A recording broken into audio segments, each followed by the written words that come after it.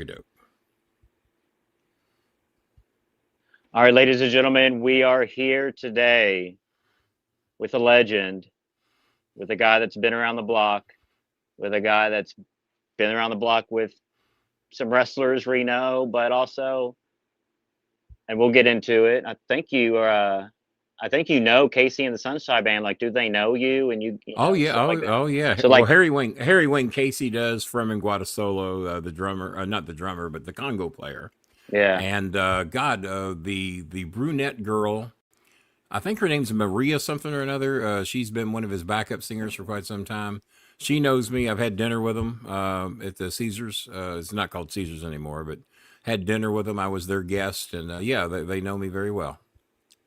so very good. We'll be getting into that. I'm just putting out the stream here. Your screen went black for some reason. I'm putting out the stream here. I'm sending it out on YouTube so it can. Okay. I'm posting it live. Oh, okay. Because we have some people want to ask you some questions at the end. Some fans. Oh, I don't have comments on it. That might help. There we go. And we're back. There we go. So I'm a lot younger than you, obviously. You know. Get the hell out of here! You'd never know it by looking at her hair, would you?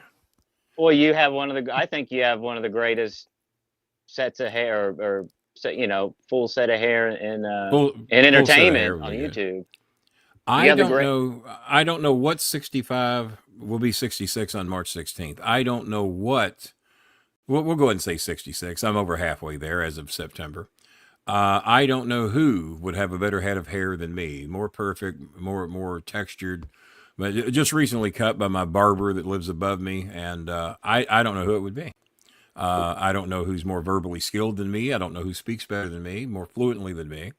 I don't know how many people will be in here tonight, whether it's one person, 2 or 5, or 105. This is as good as it's going to get for you. Most 65-year-old, 66-year-old men do not communicate the way I do. Don't have the verbal skills that I have. I can be nice to you, or I can slaughter you. I can cut you in two.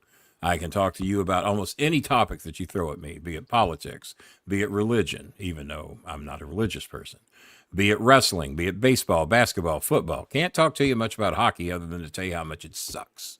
But really, you're not a hockey fan? Not a hockey fan. Now, my co-host that you saw on the show last night, he's a big Dallas Stars fan. Well, I'm a big Dallas Stars fan. So are you really? Well, they put me through a test last week because they said, Kenny, you know so little about hockey. How many of the teams can you name? And I'm going, probably not very many. So we named all, and I missed one, and it was one that Bob said he would have missed because they just went through a new name recently or something. But I got every one of them. Some of them I needed some help with. I needed a hint, like Washington, and they said, well, it's very political. It's a capital, so I got that. Chicago, okay, Blackhawks, very racist. I got that. So, but no, I'm not that wrapped up in hockey or soccer or any of that. Just the baseball, no, soccer basketball. Soccer I don't care for either, but hockey I would say for the ticket paying fan, it's the least expensive sport. But when you go see that's because nobody wants to see it. That's why it doesn't cost much to get in. NFL football costs a boatload. Do you know why? Because everybody wants to see it. Well, the fighting, you don't like the fight, the intensity, King Bolin? If I want fighting, I'll go to a wrestling match and watch fake fighting. No, you're right. That's what I'll do. But it is cool. Look, that's what I used to train people to do. For those of you that don't know, I trained John Cena, Randy Orton, Brock Lesnar, Shelton Benjamin, Cody Rhodes, Wade Barrett, Drew McIntyre. Not as much with McIntyre because I was mainly in commentary by then, but he was still under my umbrella. The Miz, who we don't hear a whole lot from anymore. Maurice, his wife. Mickey James, the Queen Victoria. All of these people were under my umbrella. All of these people were people that either feuded with me or was managed by me. And they were told the way to get to the WWE is you either want to be in Bolin Services or you want to be feuding with Bolin Services. And that's what they would ask for when they got here. If they signed a contract to come, we either with him or we against him, because that's how we get seen on video in The Office by Jim Ross and Laurinaitis and those people of that ilk. But we're here to talk about 70s music and maybe some 80s music. And I'm a bit of an expert. I mean, I know a little bit, so we'll see how it goes. I mean, I'm not going to get everything, but we'll see how it goes. Well, no, I took a lot of notes, but Now I haven't see, seen I any like, comments. Where are these people with their comments? I thrive on attention. I thrive on comments. I want questions. I want people trying to stump me. Is what I want. yeah, we got to let it. We got to let him come in here now. But Well, did that'd be a good you? idea. Well, when did you? Well, I try to keep it a secret, so now I'm trying to Well, let me tell you. Let me tell you something about Let me tell you. Let me tell you something about advertising. Don't keep it a secret. If you're going to advertise, don't keep it a secret. If you're gonna promote something, you got to get the word out. I advertise on Twitter, Facebook, LinkedIn, WhatsApp, Instagram, wherever I get the word out. That's where it goes, because that's how you draw attention to yourself. That's how you draw attention to your show.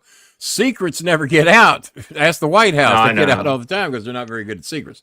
But Well, no, we're you gonna can't keep have- it a secret. You got to promote it, son. Do I need to cancel this show right now? Do I need to come back another day because you didn't know enough about advertising to promote the king, the StarMaker, the Lord and Savior of wrestling? All right, well, we'll go through. We'll just go No, ahead and this do is a it big anyway. deal. But no, I put the donation down. So if you want to donate to Kitty Bolin, Bolin Services Incorporated, PayPal. Yeah, we have a donation button. That is the corporate 501c3 PayPal corporate account. Now, there is a little bit of a fee if you donate there. You can donate to foodforfilipinos at gmail.com. That's where people donated for years. Also, if you just want to remember my name, Kenny Bolin at msn.com. You can donate there. And it all goes to the same place. I'm a 501c3. I have to report every dime that we bring in. But unlike most not-for-profit charities, I donate 100% of every dollar that comes in. And I'd like to thank my good friend Anthony Scaramucci, who used to work for Donald Trump. Yes. One show with me, and he didn't work for him anymore. That I took care of. That's what's the language like on this show? Is it PG? Is it whatever? Well, look. So we could cuss and stuff, but I do try to keep it politics free. Well, that's fine. That's fine. Well, but this happens to be a guy that worked for Trump that Yes, that no, that's donated fine. big to my charity, and we're now dear friends. He's done my show about 10 times, and a lot of shows try to steer from politics. I almost don't blame them. I'm very political, which has hurt me on the algorithms on my show, but I'm very political. I don't hide how I feel. I don't tell you how to feel. I just tell you how I feel and what I think. But I have a lot of inside information. I know a lot of people on the inside. So my views might be a tad bit skewed because I have friends on the Democrat side. And one of my dearest friends, Anthony Scaramucci, is still a conservative that used to work for Donald Trump. But they give me a lot of inside information that most of you don't get. But I had my views even long before then. And Scaramucci says I actually changed his opinion about how to see things, about being charitable, helping people. I'm also not a religious person, even though I talk a lot about religion and politics on my show. Those are algorithm screwers. If you get deep into that, the algorithms will mess with you. But well, do you still celebrate Thanksgiving and Christmas or no? Of course, I mean, because I was raised to. That's good enough for me. So. Yeah, that's how religion gets you, is they teach you very young. And let me give you my scenario, and then tell me how you feel. My scenario is that they teach you very early. Eventually, by the time you're 7, 8, 9, or 10, they tell you there is no Easter Bunny. By the time you're 7, 8, 9, or 10, they tell you there's no Tooth Fairy. By the time you're 7, 8, 9, or 10, they figure out there ain't no Santa. But the one thing that they never explain to you is that the unbelievable stories of the Bible. So they don't want you to believe those other things, but the most unbelievable story of all time, and that's just not me saying that, that is George Carlin, one of the greatest comedians of all time, was very anti-religion, and he skewed a lot of my views, and I'll tell you why. What he said made sense, and what the television evangelist said did not. And that's why I formed the opinions I do. I know I'm not going to change the minds of 60, 70% of the people that deeply believe, and I'm not trying to. If that gets you through your day, then that's fine with me. Just don't try to change mine because, as I tell people, I should have been born in Missouri. You got to show me, and no one's shown me anything to make me change my mind. So enough of that. We dabbled a little bit in politics and religion there. But Anthony Scaramucci made a very nice donation to my show 2 months in a row, and we greatly appreciate that. And he's also another friend of mine's, Mark Cuban, who really, he helped me develop John Cena.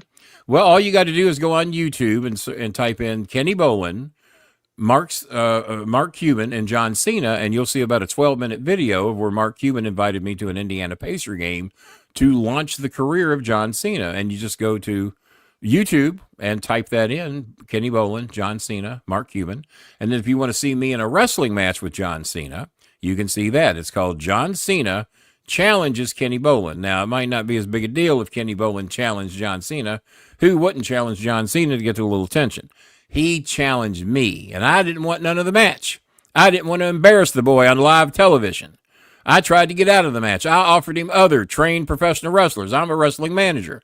I'm not a trained wrestler. I just train wrestlers. There's two different stories there. Not a trained wrestler, even though I was very good, even though I was an undefeated amateur in high school at 212-0, even though I won every single professional wrestling match I was ever in. I'm technically not a trained professional wrestler. I was a trained amateur wrestler. Well, John Cena bit off a little bit more than he could chew the day that he challenged me. So I'll just let you go on YouTube and look up John Cena Challenges. So you guys got a big star in here, and there ain't one person that's asked a question yet. So we need to get some questions asked in here. I have a lot of questions. You need to realize you got wrestling royalty in here. You got to realize that you got the most verbally skilled man you're ever going to have on this podcast. I don't care if you invite Dutch Mantel, Jerry the King Lawler, any of these big-time podcasters. They can't out-talk me.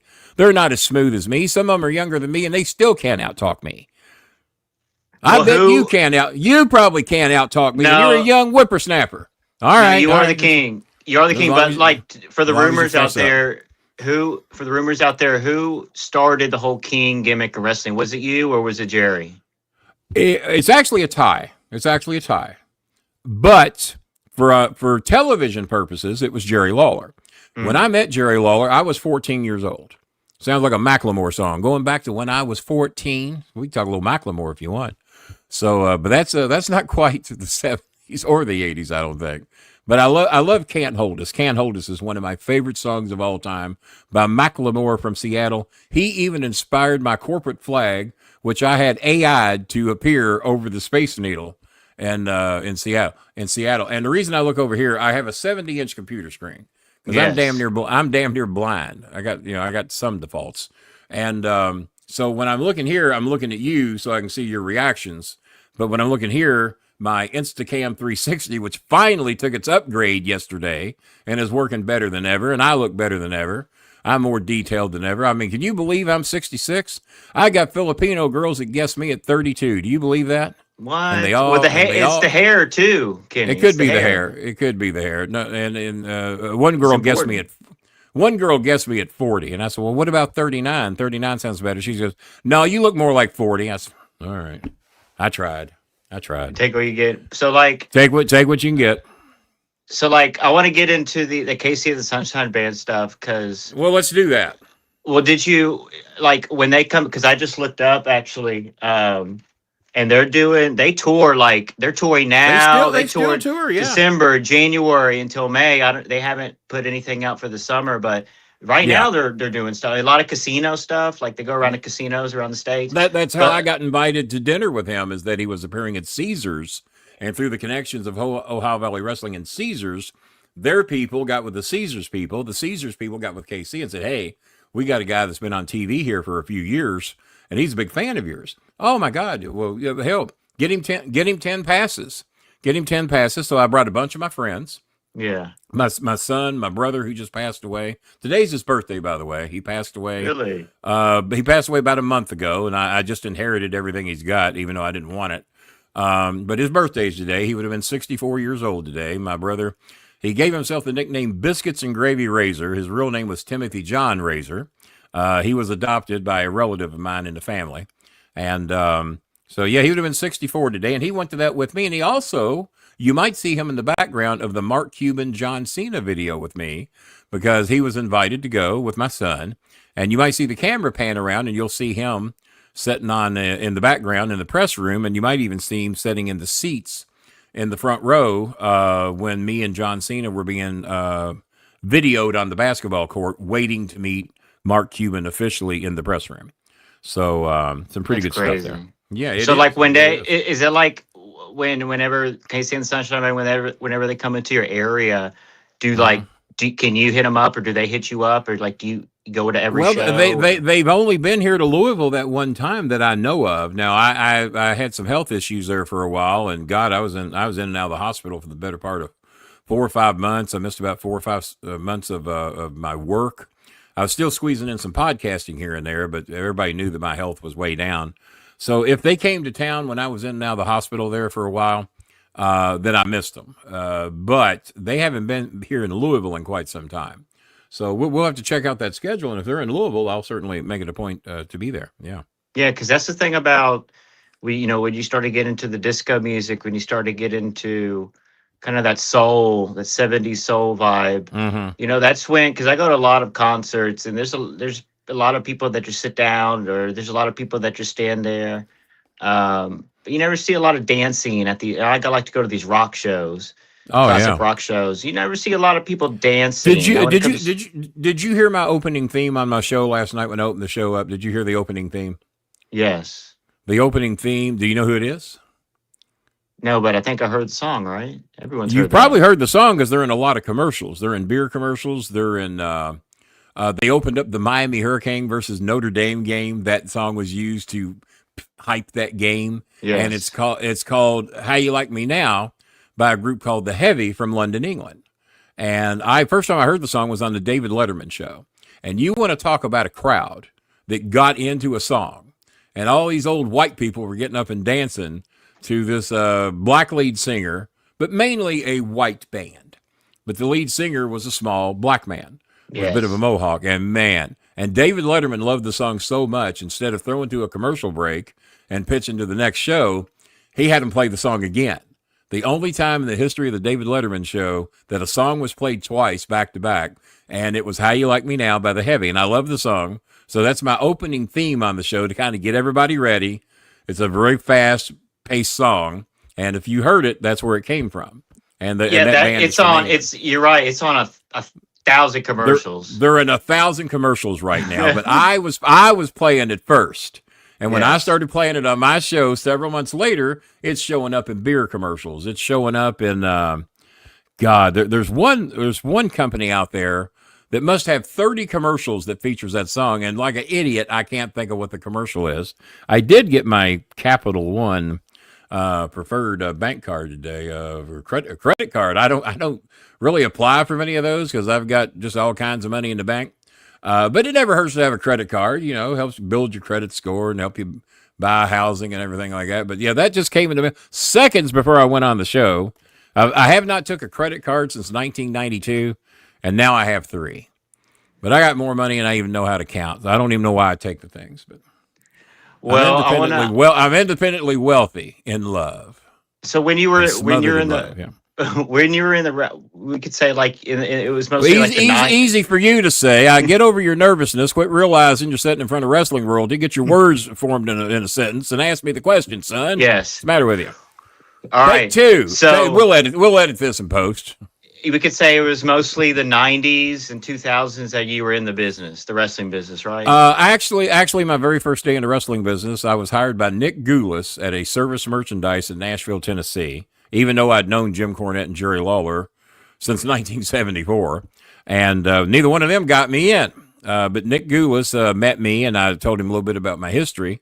And he hired me on the spot at a Service Merchandise in Nashville. So my first official day on television, and that I believe is on YouTube too, is Kenny Bolin being interviewed by Nick Goulas, Gulas, and that is from November, I think, of 1987.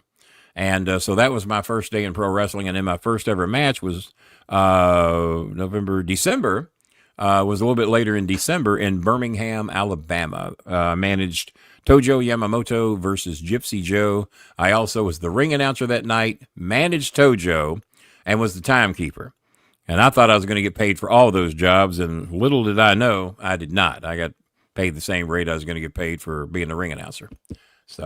But the manager didn't show up, and they needed a manager, and Nick knew my history with Jerry Lawler and Jim Cornette. He said, "Could you think you could manage Tojo against Gypsy Joe, Tojo Jahil, and Gypsy Joe DeFast?" I think I got it. And I just had an enormous amount of confidence, even though I'd never worked officially professionally. I'd been studying Jerry Lawler my whole life, and now my best friend is in the business at that time, Cornette. I said, yeah, I got it. And it took off from there and did very well.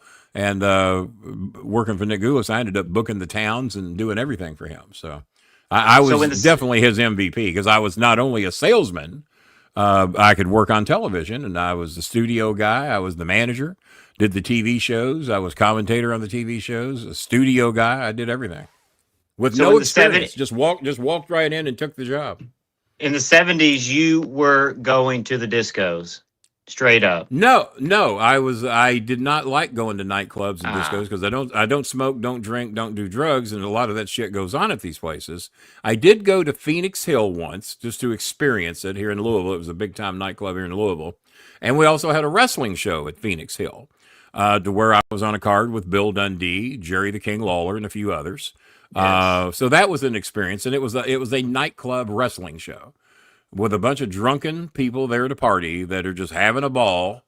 And it's a different crowd. It's not like your typical wrestling crowd when you go to a nightclub to do a wrestling show. And Bill Dundee and Jerry Lawler were in the main event that night, and I was the semi-main. And hell, I think we had a 6-man tag. I think it was Vito and Guido Andretti. I think that was the team I was managing back then. I was kind of reasonably new at Ohio Valley Wrestling, and we had not signed our WWE contract as of yet, so I did not have the John Cenas, the Brock Lesnars, the Randy Ortons, the Mizes, the Sly Turkeys, the Shelton Benjamins, the Rico Constantinos, the people of that ilk.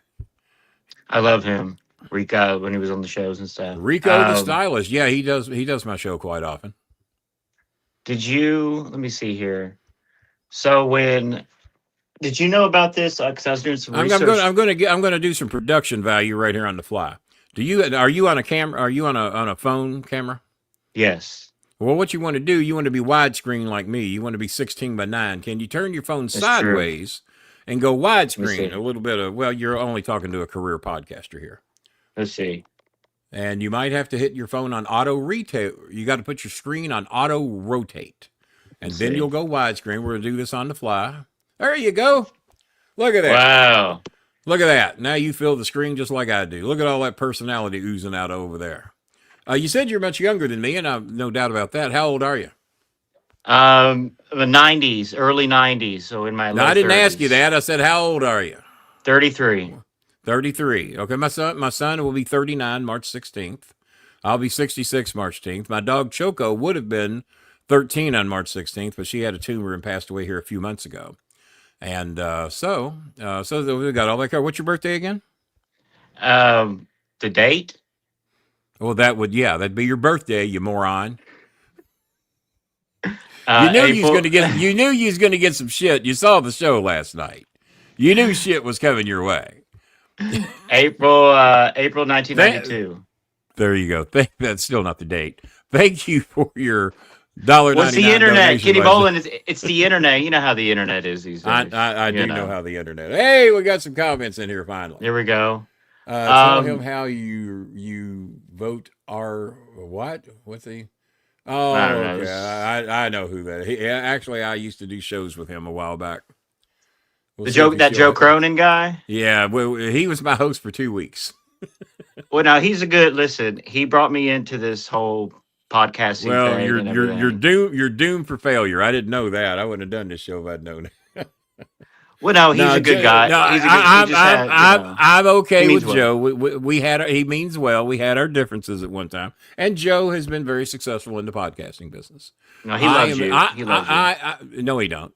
I am in the charity business. I'm in the charity business, and like I pointed out last night, you got your Dutch Mantels and you got your Conrads, and your various other podcasters, be it political or wrestling, that are in it to line their pockets. I am not. I've been doing this for 14 years, and I am in it to feed Louisville metro area homeless, as you heard on my show last night when I went off on them. If I'm going to entertain you and I'm going to answer your questions and I'm going to give you wrestling knowledge, music knowledge, political knowledge, or whatever the case may be, you're going to pay a little something for it. You're either going to have a membership, you're either going to make a small donation. I'm not asking any of you to go bankrupt. I'm not asking any of you to have to get in the food stamp line. Well, that ain't going to do you no good because your current president has done away with food stamps. So that might fix itself a little later. Are we going political again? I'm sorry. I didn't. I know it's hard. I No, didn't know name it's it. hard. Well, I'm just pointing out facts. I mean, there is no food stamp line because there ain't no food stamps. I know. But that's I'm the one thing aware of about it. music, Kenny Bolin, that music brings everyone together, no matter what. You know what I'm saying? And Joe and I actually did a couple of good shows together. We just had some differences of opinion, and actually we had Cornette do Yes. a show with me and Joe. And that was the last show I did with him, I guess. So, Well, see, uh, Joe, on my I've been know. birthday, it was on my birthday because we were getting ready to go to dinner. Cornette came to my house to pick me up at Kingfish, and Jimmy accidentally got on the show. Yeah.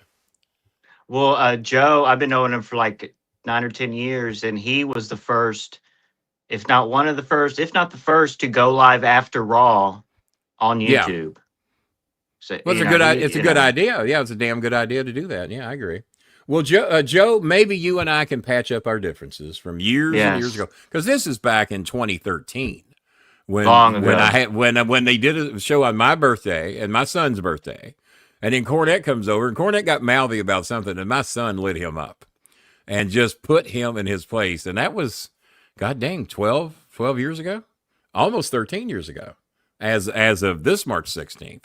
So Joe, if you reach out to me, write me at my email, and why don't you and I fix shit? Why don't you and I put the old team back together? And I'll tell you what, I'll have you on my show. And no, I don't get the viewers you get because I can say fucked, right? I have fucked my algorithms up talking about shit that YouTube doesn't like for you to talk about.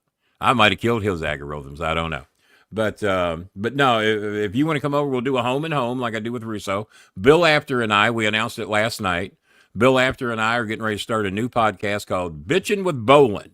He wanted to know if we could get by with that title. Actually, this is the first place we've announced the title because I haven't announced it on my own show yet. This is an exclusive. That's an exclusive. You got an exclusive tonight with you and Joe Cronin in the room. How about that? Yeah. No, I don't guess Joe and I have any reason to be mad at each other because we haven't spoke to each other probably since 2013. So we're probably don't even know why we were mad at each other at that time. I have no idea. I'm not a grudge holder. If people want to reach out and not be dicks to each other, I'm fine. Yeah. You know, even my trolls. I got trolls out there that just hate me for my political views.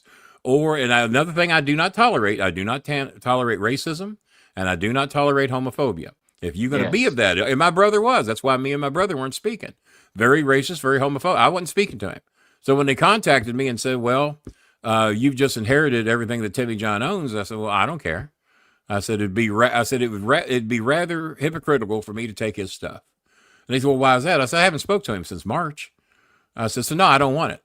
And they said, well, Kenny, you have to take it. I said, well, no, I don't think I have to. And they said, well, Kenny, if you don't take it, the state is. I said, well, you know what? I am a 501c3 not-for-profit, and guess what I do? I help people with dark skin in the Philippines, and I also help Mexicans because I have several relatives that are married to Mexicans. My brother did not know it, but his biological father's Mexican, but we didn't reveal that to him till March when we found out he called ICE on Mexicans in his neighborhood. Oh my God. And I said, let me reveal to you who your father is. So, because we kept it a secret from him since 2012. So it was either me inherit everything he's got, and he did have 2 plots of land on the river, had him a little 3-story house there on the river, and 3 cars, 2 boats, 3 storage units full of Amazon stuff that he sells at the flea market. They said he'd average about $2,000 a month. So I got to go by there and pick up all the checks. So I feel like a dick doing it, but it's either I get it or the state does. So I said, well, I'm just going to put everything in my 501c3 charity. And I have to let it sit there for 6 months until we determine what Timmy John owes in taxes. And so that's how the rules are. That's how the game plays. And at least my racist brother is now going to do something for people that are of dark skin. Yes. So, whether he likes it or not, because there ain't much he can do about it now. What do you think about the Steve Miller Band? You a fan of I like the Steve. I liked the Steve Miller Band. I like a couple or 2 or 3 of the songs. What was it? Keep on Rocking Me, Baby. I didn't mind too bad. Jungle Love? I really like Jungle Love. Yeah, I did like Jungle Love. And the song that we were talking about last night, I could not think. I said, you got to have faith. Was a guy in England looked it up for me. His name's Robert Palmer. I don't know if he'll probably catch the link to this show later. Robert Palmer from England wrote me. He says, Kenny, the song you're trying to think of, he said, it's called Faith, not You Gotta Have Faith. I said, okay.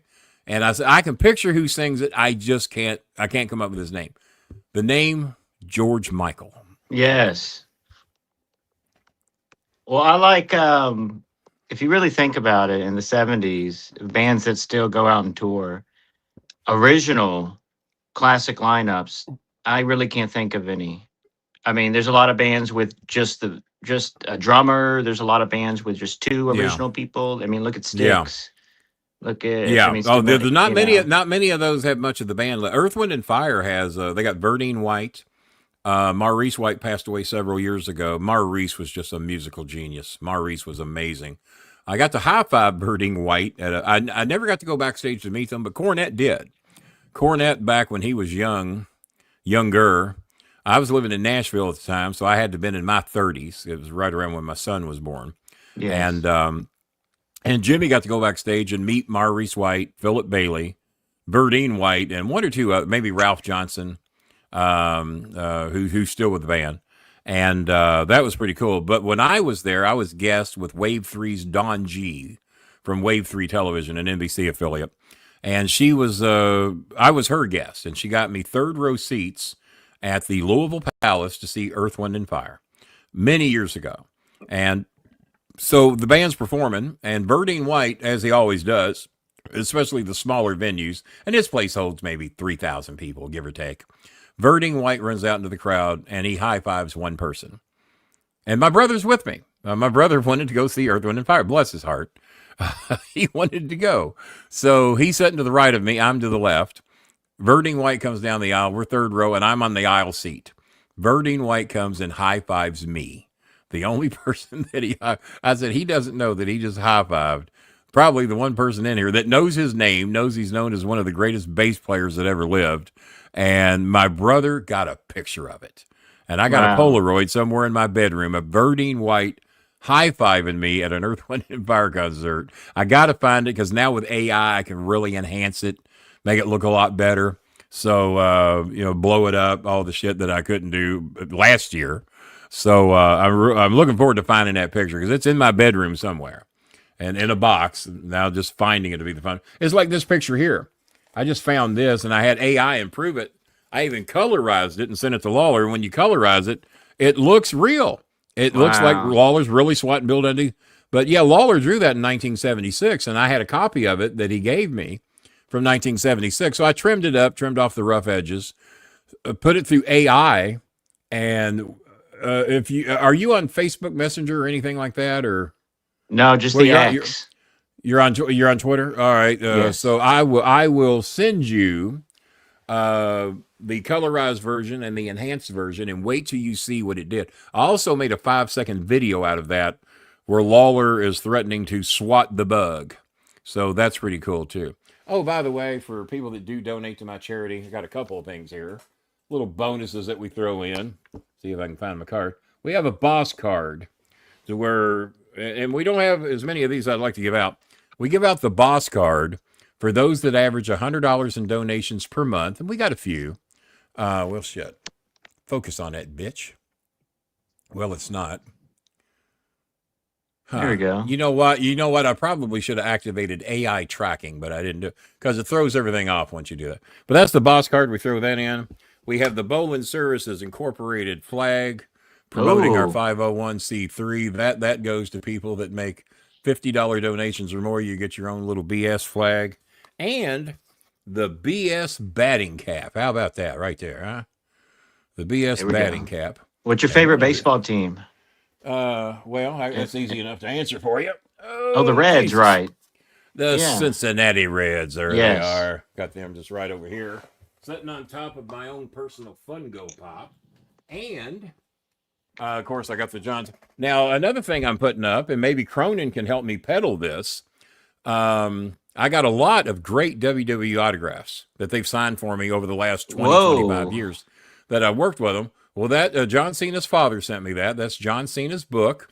The book itself is not autographed. I don't know why they didn't do that, but I will include, and I've got about 3 or 4 different autographed John Cena pictures here.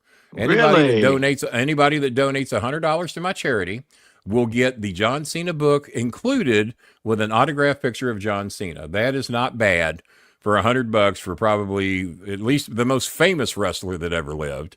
and one of the most popular. And so we got that. I got this. The manager of the Cincinnati Reds sent me that.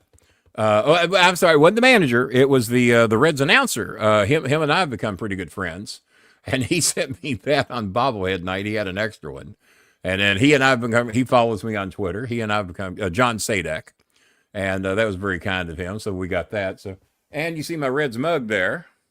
Yes. And I like the Cubs, but they're in the same division. You see the Reds plaque back there on my fireplace. I've got all those mugs up there. Those go back to 1968. That is Notre Dame. You see my miniature Miami Dolphin helmet. Well, you know what? I got the Instacam 360. That's going to zoom in on my... Oh, I got to activate my camera. Hang on. Let me activate my camera. Okay. Pardon my big-ass ugly head, but I can zoom in on that. And you see that? We got Notre Dame... Miami Dolphins, Oklahoma Sooners. The BS mug is actually a Arizona Wildcat mug, but who the hell likes them? So I put my BS logo on that. Another Cincinnati Reds mug. Virginia Cavaliers. I've got Auburn sitting over here to the right. The Cubs and the Atlanta Braves. And those garbage cans go back to 1968. Goddamn, get your fat ass out of the way, Kenny. And Underdog. Don't you laugh at me calling myself fat. And I've got the Underdog lunchbox over there. My microphone is blocking a Hall of Fame plaque I've got over there. It's just propped up. I haven't gone. They just hung my 100-inch TV about 2 weeks ago, and I have not redistributed everything because that 100-inch TV takes up a shitload of space. So now, but yeah, this is what the Instacam 360 does. It lets you zoom in and out and shit like that.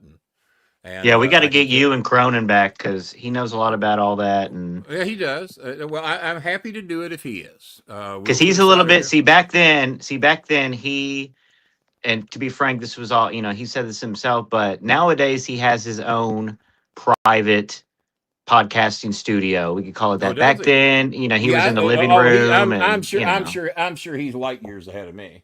And also, for anybody that makes a donation, I've got the cornet face. Whoa! So what's the current?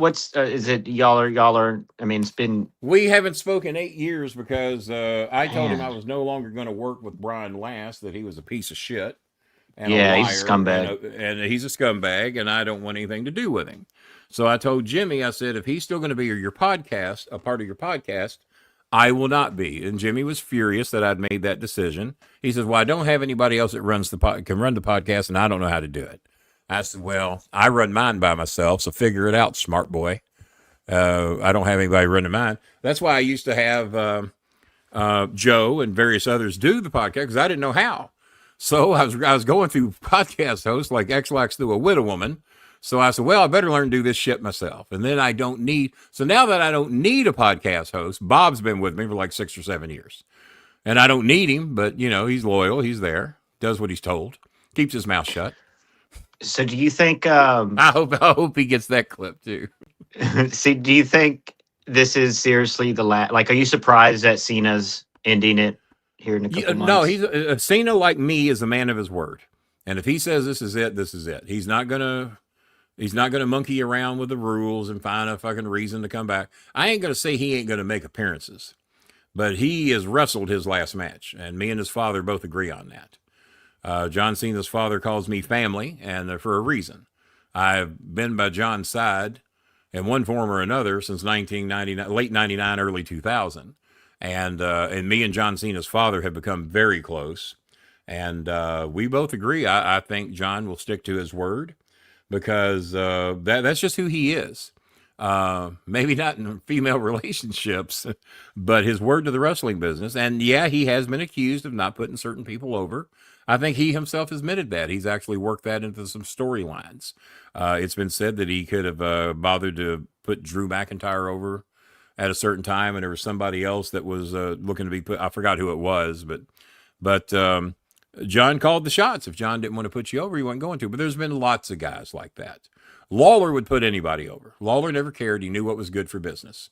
And Lawler realized the belt was a trinket. It's bullshit. Now do you know, and if you do, and you can tell us to be super exclusive, do you know who's... Can we send Joe Cronin a join link and get him in here now? Because I want him to admit that he can't out-talk me either. I want him in here, that he'd let the 66-year-old man smoke his ass in a debate on. Nah, I'm just messing. But he can come in here if he wants. Let's see. Oh, you got to turn your phone around. So you see, I have an actual dedicated camera to my podcast. See, I got two. I got an iPhone. I got the Google. That's the Google right there. And so, yeah, you're going to have to spruce it up over here, son, if you want to be on our level. Y'all are the professionals. We're just marks, you know. I know. Well, there's nothing right. As Mark Henry once said, who of us in the wrestling business are not marks? Because my son called somebody a mark once. That's what I was going to ask you. We're all marks. I mean, I was a mark for Jerry Lawler. That's why I got in. I mean, you see my shirt that was drawn for me by Simon Williams, a Marvel Comics artist in Wales. He drew that picture hanging on my wall. He drew a beautiful picture of my mother, and he drew a few others of me, but those were my favorites that I had posters made out of. I had some others I had posters made out of, but people, when I was having health issues, bought those autographs by me for several $100s, so I was being an idiot not to do it. I mean, I paid $30 to have them put on big vinyl posters, so if you can get $350 for something you paid $30 for, and you can make as many of them as you want, you know. Yeah. Did Cena's dad or anyone tell you who his last opponent will be, or do you have any idea? Do you have a guess? I'm looking at your comments there. Repeat that. Your Cena's last opponent. Have you got any intel who it's going to be, or do you have any guesses? Yeah, who you might think. Yeah, I know who it is. That you can tell. You can't tell us today. Well, of course not. Are we going to be? All right. I'll go ahead and tell you. It's me. No, it's not me. It's not me. No, I know, and his father. And to my knowledge, we're the only two that knows.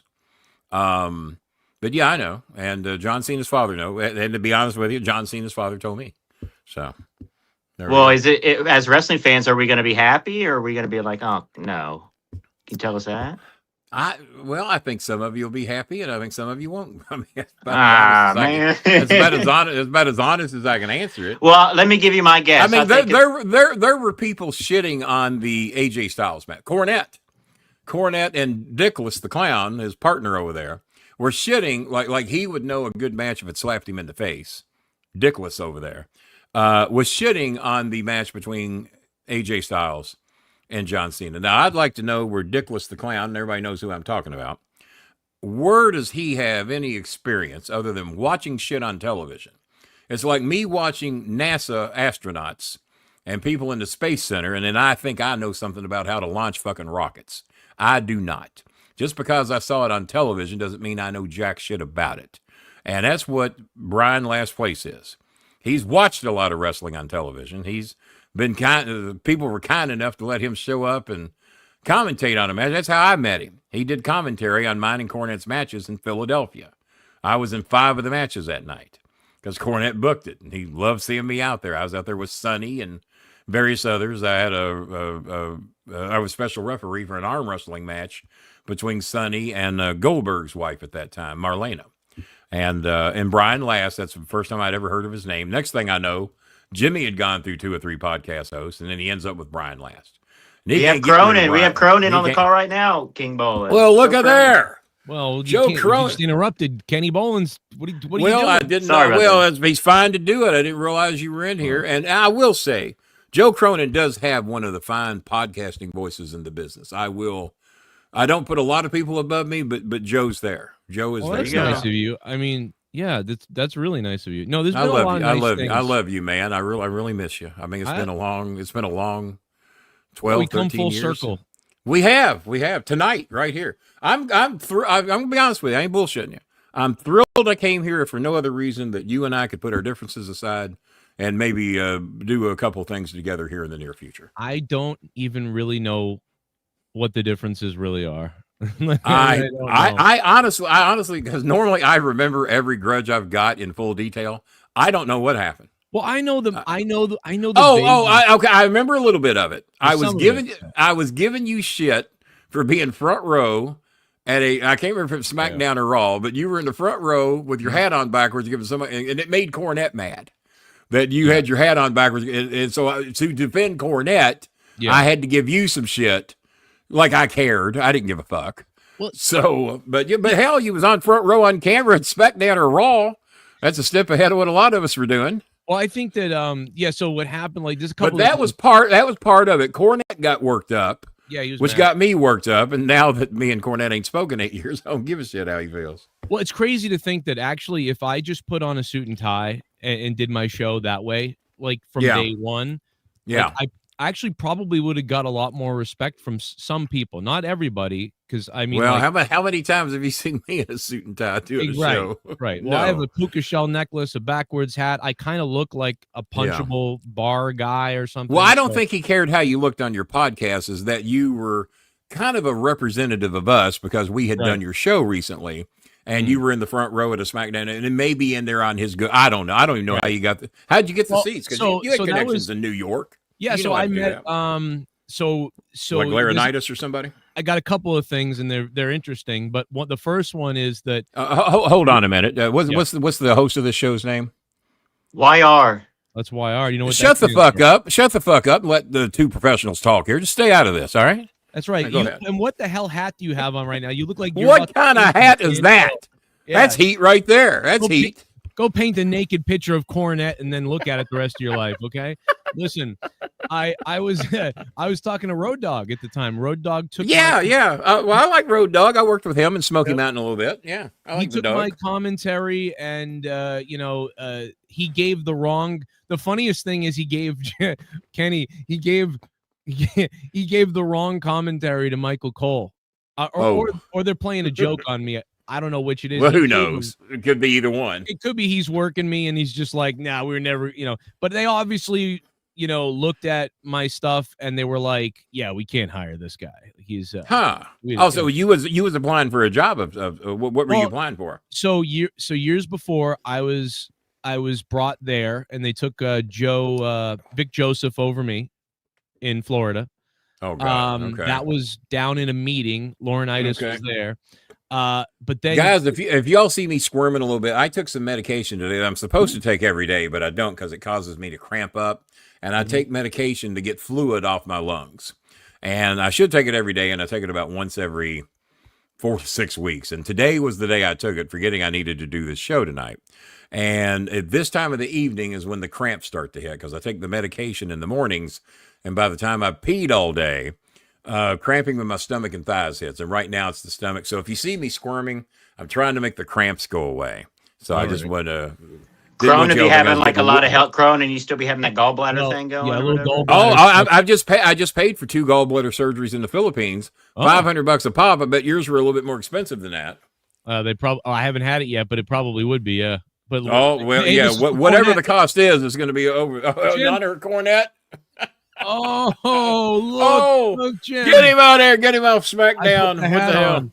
I think was it Raw or SmackDown you were at? Do you remember? I was at several of them. So what you said was you were like, Joe takes his donation money and then he buys a front row ticket, and that's what he does with your money to go to WWE shows.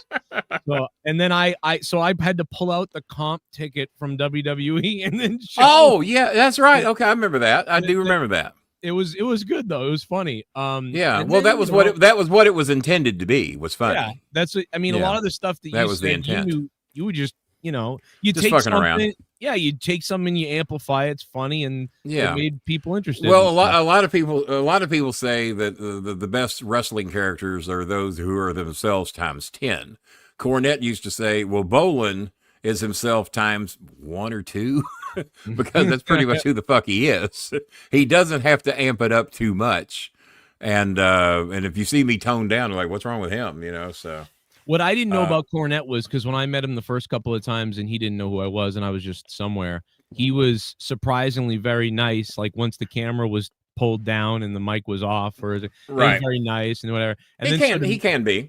Yeah. And then to meet him on the show with you and everything was a different thing. And then I couldn't believe he was actually angry with me. That's the thing that blew my mind. I was like, I can't believe he's like. Well, look at him and Santino Marella. Marella really wanted to fix shit. Santino's been a friend of mine forever. And Santino truly, even though Cornette slapped him, Santino wanted to fix that shit. Like, no, man, let's get over this shit. And Jimmy, because the camera was rolling, wanted to put on a fucking show. And wouldn't let it go. And then he forced Santino to like, motherfucker, you better back down. I was here to make peace. But because the camera, and let's face it, Jimmy ain't gonna whip nobody. Not me, not Joe Cronin, not the music maniac. Not gonna whip him either. And then I finally thought of somebody that Cornette could whip. There's a guy that we call Broke Ass out in Sacramento, California, that used to troll me and give me shit, claimed I'd never have a 501c3. Kenny will never get one of those. Oh, that's fake. That's AI. Then I finally put out the paperwork. I said, well, here, you go to the government site, type it in, and if I figured out a way to fake the government documents on their own government website, then, hey, give me a goddamn medal or something. So once he did that, I had that wrong. But he said it to insiders. He didn't go publicly and say, Bolin really does have a 501c3. I had this wrong. But he's a little bird leg looking, flamingo looking bitch that couldn't whip anybody in his life, except Cornette could whip him. So I did find one human being on the planet Earth that Cornette could whip, and it would be the broke ass one. So Kenny Bolin, since you won't tell us who John Cena's last opponent will be, and which is fine. Can I give you my guess? My prediction? Oh yeah. Oh, you can give me your guess. Yeah. I think I haven't even told Bob Hazelwood, and Bob was going to give his guess, but he's going to give his guess on the Thursday show, and I'm not going to tell him if he's right or wrong. So. Well, I think it's going to be The Rock. Am I off? Am I on that? Or I'll just say that would be good. That would be good. I'd like that. All right. Because Rock ain't done a lot in a while, has he? That'd be good. No, that's really all I can say about it. That'd be good. I'd like to see that. Did you pick anything up? Did I give anything away? I'd like that. Yeah, I think it could. I think I thought that. I don't know that I would pick. I don't know that I could pick a better one that the crowd would really want to see. I think it was months Cronin, ago. Cronin, what do you got? Who'd be better? Well, that's what I said months ago. It's I thought it was going to be The Rock. This was a while ago, right when it was first announced. I never had a guess because I knew a little bit ago. So I never had time to make a guess. But that kind of stinks. Yeah, I'm happy. I got to find the video though now, because then if it's not The Rock, people are going to come after me and say, they'll call you out on it. Yeah, call you out. If it is The Rock, but also, all right, let's go with second choice. Let's do a first, second, and third choice. So if it ain't The Rock, then who? I would think it's got to be somebody that Cena's trying to, Edge or Jericho. Yeah. Now he's already done Randy Orton, right? That's nostalgia. That's already been done. WWE released that Edge and Cena history video today on their YouTube channel. WWE. I'm going to be honest. I like Edge. Edge has been a friend of mine for quite some time. I like him a lot. I don't think the fans would give a third of a shit about that match as they would Rock and Cena. Not a third. Cronin? That would have been a good match on the road to it for sure, though. Oh, yeah. A good one on the road, no doubt. I'll give you that. But as far as the last one, if I got The Rock and Cena or Edge and Cena, I'm going, fuck that. I want The Rock. Just an opinion. With there being a tournament. Throw that comment up. Throw the last comment up. The last comment up. Who is that?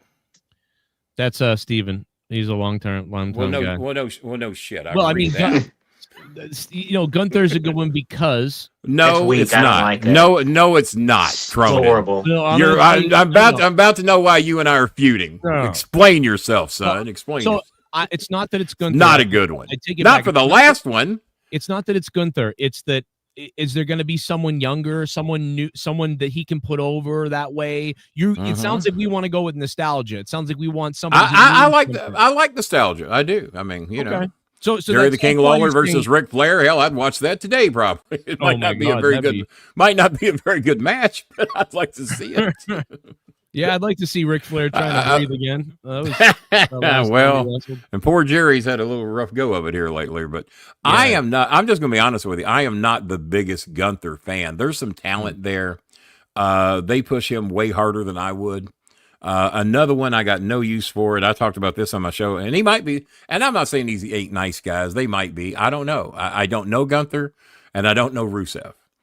But God, they shove Rusev down people's throats, and I don't get it. I don't see any market value. I don't see anybody that bought a ticket that gave a shit whether Gunther or Rusev was on the show. That's how I've got. People give a shit if Edge is on the show. People actually give a shit if Christian's on the show, because Christian can be an entertaining sumbitch. People give a shit if Chris Jericho's on the show. People give a shit if John Cena, Undertaker, obviously. Maybe not so much Kane. Kane gets a lot of credit, but maybe Triple H, obviously, if in his day. people would give a shit, but no one that bought a ticket. Well, ladies and gentlemen, we're sad to announce that Gunther and Rusev, neither one are here tonight. Who would like a refund or a partial refund? Not one ass is getting up out of any seats, and that includes his relatives. Now, that's my opinion. Joe? Yep. No, you're right. My thing was. Well, that's what I wanted to hear is, Kenny, you're right. You are right. I don't want that either. I want something that's going to entertain me. I just think there's a lot of people. I think what he's trying to get at, and what some of the fans are arguing over, is they think it's going to be Cena putting over somebody who needs it or needs the help or needs to be involved in this. And that might not be a bad idea as well, but don't know that that's what people want for the last match. But that's how bad things are too, because it's not even worth it. But but on the way out, in my opinion, you got to elevate somebody. They asked me last night. I'm trying to remember his name. Bob was asking me if I would consider managing, and he's the one that's been getting into it with the Miz. What's his name? Help me out. Him and Miz been having their differences. Carmelo Hayes, yeah. I just think I'm just way, even in my earlier days, I just think I'm way too big of a manager. And I view this differently because Paul Heyman's obviously, but Bob said, well, you're big in different ways. And, but Jimmy never liked me being with the small guys.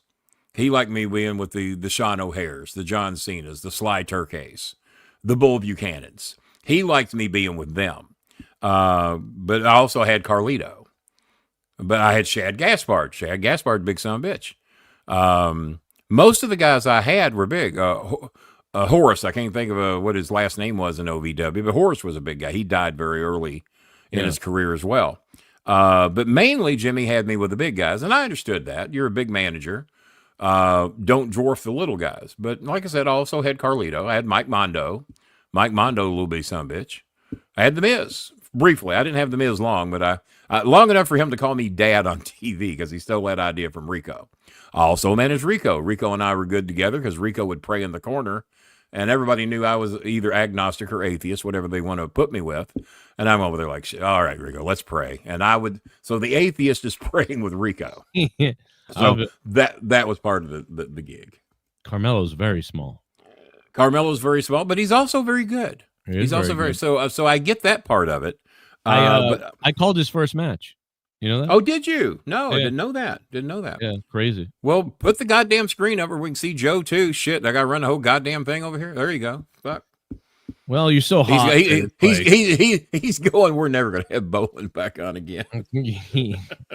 Hey, I got you Joe Cronin on the show. Shit, he brought me on too. Like this is like a 2 for now. I don't know. Yeah, you got a 2-for-1 deal going here. Two for no. none. See, Joe told I never knew about. Hey, you got me and Joe back together. Fuck, you're a miracle worker. We're the bridge builders. 13 years people have been trying to get me and Joe back together. Well, maybe not, but here we are. No, Joe introduced his fans and us to you and everything, and when Cornette came involved, it was just, like when y'all just had the show, it was great. But when brought in Cornette, I was, everyone was marking out. So, it's a big deal. Jimmy's a very famous person in the business. I mean, I get that. Yeah. Well, I think at the time his podcast was, one of the few that everybody was listening to. So at the time, well, apparently people still do, even though they all claim they hate Cornette, they hate his opinions. He's a hypocrite. His history, some things he's done in the wrestling business that people don't like to talk about, but those that say they hate him still listen to him religiously. Are you going to get it? And they send me the clips. I said, guys, I know where his show is. If I want to watch it, and if I want to hear, I know where it's at. If I want to see this shit, I'll go look for it myself. You don't have to send me the clips. But I said, you told me you hated him. Yeah, man, but this pisses me off. But don't see. I don't know what he says or does, so I can't get mad because I don't know what he says or does. There's a lot of unless you send me the shit. Go ahead. There's a lot of people that hate me. They do the same thing, and then people send me clips of everything, and I'm like, why do people? I know. But that's the best of both worlds with Cornette, man. That's why it's so good because he's got all the people that love him listen to him, and then the people that hate him. He's got all the people that hate him listening. Yeah, they all listen too, and you can't say they don't because they all send me their shit. I hate that so much, man. Look what he said, King. Well, don't watch it, and then you won't know he said it. Yo, Kenny Bolin, does a tree that fall in the forest make a noise? I don't know. I wasn't fucking there. So, did you get an invite to Cena's last match? And are you going? Well, they know better because my health does not. I'm supposed to meet Anthony Scaramucci in Frankfort, Kentucky, and that is about my limits. Is about 75 miles because trips are rough on me. I've been having to go back and forth to Carrollton the past few weeks dealing with my brother's estate.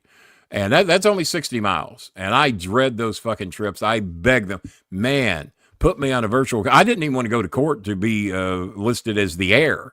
Can we do it virtually? No, the judge don't do that. Well, goddamn, people do it all the time.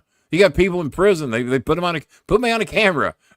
I'm a disabled man. Please work. No, I had to go to court. I was in the courtroom for 90 seconds. Oh my! They called me in, Mr. Bolin. I said, "Can I sit down, Your Honor?" I said, I can't stand very long at a time. I said, my knees and back and hips. Just have a seat, sir. They read it. Okay, well, you're the done. 90 seconds. I was told it was going to be a several trip process and various this, various that. 90 seconds. It was done. Document signed. Shit's yours. Yeah, Zoom call would have been fine. Zoom call would have been fine. Saved me a 150-mile round trip. And gasoline. With AI now, they're probably worried like it'll be somebody else and some other. Well, you know what? You bring up a good point. With AI, it could have helped. My brother might not even be dead. He might have AI'd somebody's body in his bed. He's running around at the casino somewhere. So they got him, and they're using all his likeness. Yeah, exactly. That's a positive. Well, it's you're scary. Right. AI. I send Lawler pictures of stuff that I've created with AI, and he's just convinced it's real. Yeah. And, no, Jerry, I made that. No, what you need to start doing to Lawlers, you need to start to troll the hell out of him. And you should not tell him that and have all these AI paintings come out and then say, you know what, Lawler, I just took a painting too after all the years I was inspired by you. And goddamn if I don't do it better than you do now. You know what? I wish I had. Do I still have it over here? I've got a comic book that came out that Lawler did. Yeah. And a Patriot comic. I showed him on my show last night. I must have put them up. All right. Well. Joe, when are you and I going to do a show? And I'll show you some of the stuff I got, and you might know people that would like to have it. Yeah. When can you and I do a show, Joe? Well, Kenny Bolin, do you have Joe blocked on Twitter? Probably. No, I probably have I'm probably on my 90th Twitter since the last time he blocked me. Well, then I don't. If he's on his 90th Twitter, I don't have it. Somehow, Joe, how technically advanced are you? Because I can't get into Twitter. My Google phone is what I do 90% of my work on. My iPhone pretty much stays at home. I've got service on it, but it pretty much stays at home. Right. I can't get my real Twitter account to work on my Google phone, but it works on my fucking iPhone. There's bound to be a way that I can get into my account on my iPhone, and it keeps wanting me to do this multiple step verification, and it looks like I'm doing the right thing. I get into everything else, but the one thing I can't get into on my Google phone is my Twitter account. Are you technologically advanced enough that you could coach me or know somebody that could get my Twitter account to work on this phone? That would make my damn day. Yeah, I'll think about it and I'll let you know because I could figure it out. I'm sure. You probably could. With all my between all three of my kids, my stuff and everything that goes on. How old are your kids, Joe? Let me see how old I feel today. 16, 11, and 9. Even at 16, they don't even sound right. And here's something else I want to give you. You and I haven't spoke in the better part of 12 or 13 years. And you aged a fucking day, man. You're hanging in there. I think it's the hat, you know. Well, but you appeared without the hat, though, so you can't use that as an excuse. I'm losing hair, you know, 41, wow. So, yeah. If you'd have saw me a week ago, oh, God, it was 3 times as much. And it gets so... And my son says it's like because my son has lost like 120 pounds, looking jacked. He looks better than anybody on the OVW roster, and he's 39. And he's always bragging about how good he looks. I said, do you realize how sick of that shit we get? He says, Dad, do you know when you're sitting around and you talk about how fucking thick your hair is and how dark it still is at nearly age 66? Well, that's how we feel when you talk about your hair. I said, okay, I get it. Yeah, I'm losing mine. Yeah. Okay. Well, he's good. He's ahead of the game. Then that's good. I mean, I'm all screwed now. I think I said to Road Dogg last time I talked to him on Twitter. I sent it to somebody else at WWE. I said, well, now I got no goddamn hair. I had hair years ago. Now you can't put me on TV. Well, that's what the hat's for. I know. Can I wear this hat on TV? That's he told me you had a professional looking studio, but I think you had the darkness and the padding and the fancy mics. I think you had something similar to that last time I saw you. Didn't you? Really, it's the same. It's the same background. Also, it's been torn down and brought back up after I had a little issue at the house. See, you act like you care about your podcast, and put a camera back on me here, and you can tell I don't. So Well, it's a 100-inch TV that. By the way, Joe, you know me. You know the deals I pull. That 100-inch TV a year ago sold for $4,000, $39.95. That's the TLC Q6. Look it up. A year ago, it was $4,000. Well, my 77-inch LG went bad under Costco warranty. I had 3 weeks left on my warranty. I called Costco, told them I'm cashing in my warranty, and I'd like for you to bring me another TV, pick this one up, and what can I get? And with trade-in and everything here, it looks like you could bump up to a 100-inch TV for the same price. I'd do that. Send that out here. Well, no, we can't do that. You have to bring your TV in. We evaluate it, and then we give you a card good to buy you another television. I said, well, then I'm going to have y'all come out here and hang that. I said, just bring the TV out here. Trust me, I've had this TV service come out here. I got the receipt. He told me it's going to cost more to fix it than it does to get another one. I said, just bring the TV was watchable. It just didn't do everything I needed it to do. So they won't do it. They said the only way we're going to give you that $2,000 card is to come in. You got to bring the TV in, and then we'll take a quick evaluation of it. And if it does what you say it does, then we'll give you another one. Well, it'll do what I say it does. So, all right. So I get my son and a couple of friends to come in and drag my 77-inch down. And that's on a Wednesday. And they said, well, we'll have your TV delivered to you Saturday. We'll get it hung up for you that night. We got free coupons in here. So here, we're just going to trade you even for the TV. Your gift card will cover everything.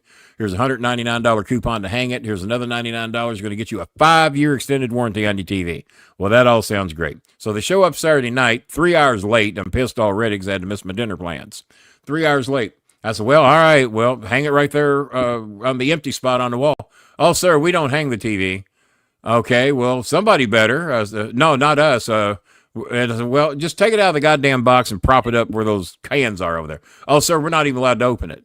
Well, how in the fuck am I supposed to watch it? Now, I'm not going all cornet on them. I'm trying to be reasonable. And I'm going, how the fuck am I supposed to watch it if you don't take it out of the box? Sir, we're not responsible for that. Angie's team will hang it for you. Well, where the fuck is Angie's team? Well, you have to call them and set up a time. No, Costco told me that you're hanging it when you get here. So we get some people on. I have them here for an hour. He's one guy by himself. I knew he wasn't going to hang a fucking 100-inch TV by himself. So I get Angie on the phone. Well, the soonest we can get you taken care of, sir, is next Friday. I said, my ass. I said, they told me he's hanging it tonight, and now I got to go with it. So I'm convincing them I don't have any other television. I got this one. I got to watch Dildo Spanker 7. You better get this thing. You better get somebody in, and I want to see it in 4 fucking K. God damn it. So I'm not telling them I got 2 other big screens in the house. I'm making them think it's the only goddamn TV I've got. So they said, okay, well, sir, we can get over Tuesday. I said, so now you're working me. You told me that as soon as you can get me Friday, then I bitch at you. Now all of a sudden Tuesday's available. You got anything earlier than Tuesday? No, sir. Yeah, okay. Well, you already lied to me. Well, whatever. I'll see you Tuesday. What time? 12 noon on Tuesday. They show up Tuesday. One guy, he's ready to work. He's got his tools. He ain't got no help. We wait 53 minutes for somebody to show up here and help him hang the television. Nobody. So I call Angie's service. I said, what the fuck? One guy, they said, well, we scheduled another guy. So, yeah, he didn't show. I said, and then he didn't have anybody come Saturday night. I said, this is fucking get ridiculous. And he said, well, so I bitch at Costco and I bitch at them. Well, sir, we're going to give you a $150 credit on any of your debit cards you'd like. Well, that's something. I said, it's a slap in the face, but it's something. So they give me the $150 credit. So then they show back up on Thursday to try it again. The other guy shows up. They finally get it hung. Y'all don't know it, neither does my landlord, but there's about 31 holes behind that TV where they were trying to figure out how to hang that fucker. I said, I don't give a goddamn how many holes you put in it. I'm probably moving out of the country in 15 months, and when that TV comes down, I'll be out of the country. I don't give a shit. You need my wife. She's the TV hanger. Oh, she's the TV hanger? Oh my God, yeah. Oh my God. Hangs the TV stuff. We fix the cars. My wife does all that stuff. It's crazy. God damn shit. Well, I should have married. I should have married your wife. I know. Worked out good. Could have worked out good for both of us. Yeah, it's pretty amazing. But yeah, you have to have sex with her, and I coach her on hanging TVs. It's hanging these TVs. Well, down where you are, they hang other things. But like, do you ever hang a TV in that piece of shit place that you live in? No, you got to hire people to do that. Exactly. He got help hanging those pictures. You think he can hang a television? Look at that. Those look pretty good. Those do look good. You hung those? My shit is stapled. I'm gonna be honest with you, my shit's stapled up, including the curtains. I didn't give a shit. Yeah. It's not like I'm not building the White House ball over here. I'm ballroom. Those are stapled. You're gonna need Raytheon for that, but okay. Yeah, those are stapled up. I didn't give a shit. Kenny, you should frame those. Fuck a frame. That costs money. That's free. So, and guess what? They've been hanging there for 8 goddamn years. They look just fine. But he went through some trouble.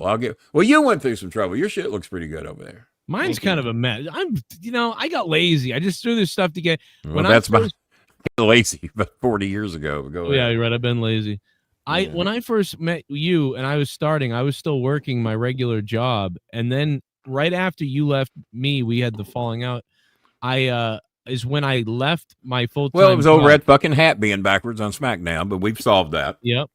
There's probably a lot of things I did. I yelled things on. I mean, I got comped like 7 different shows, and they probably regretted it. Like, great. Put this Muppet face. You might have been comped. You might have been comped more than I was, and I worked some of the damn shows. Yeah, I think they maybe. I probably should have gone to the shows in a suit too. That's what people. They can be little bitches sometimes. I even have my corporate logo on my damn phone there. Look at that shit. There it is, right there. Logo. Bullshit. Yeah, there it is. Yeah, bullshit right there. I got the old logo, that original there, dead center, is the original logo that my son came up with that we stole from Battle Royale. And then the new corporate logo is the one below it. And that is so that if I misplace my phone, some dipshit around here from Louisville goes, I know that logo. He's got 3 of those banners hanging on his porch. He's famous. He's got a not-for-profit organization. I better return him his phone. He's probably missing calls from Joe Cronin as we speak. There's a reward for this phone. Yeah, there's a reward. Yeah, probably be what they'd be thinking. Yeah, except what you do is you just give them the donation link. And is this the greatest podcast you've done yet? Go ahead and admit it now. Don't dilly down. Don't dilly dally around the bush. All right, I really wanted to hear you say it.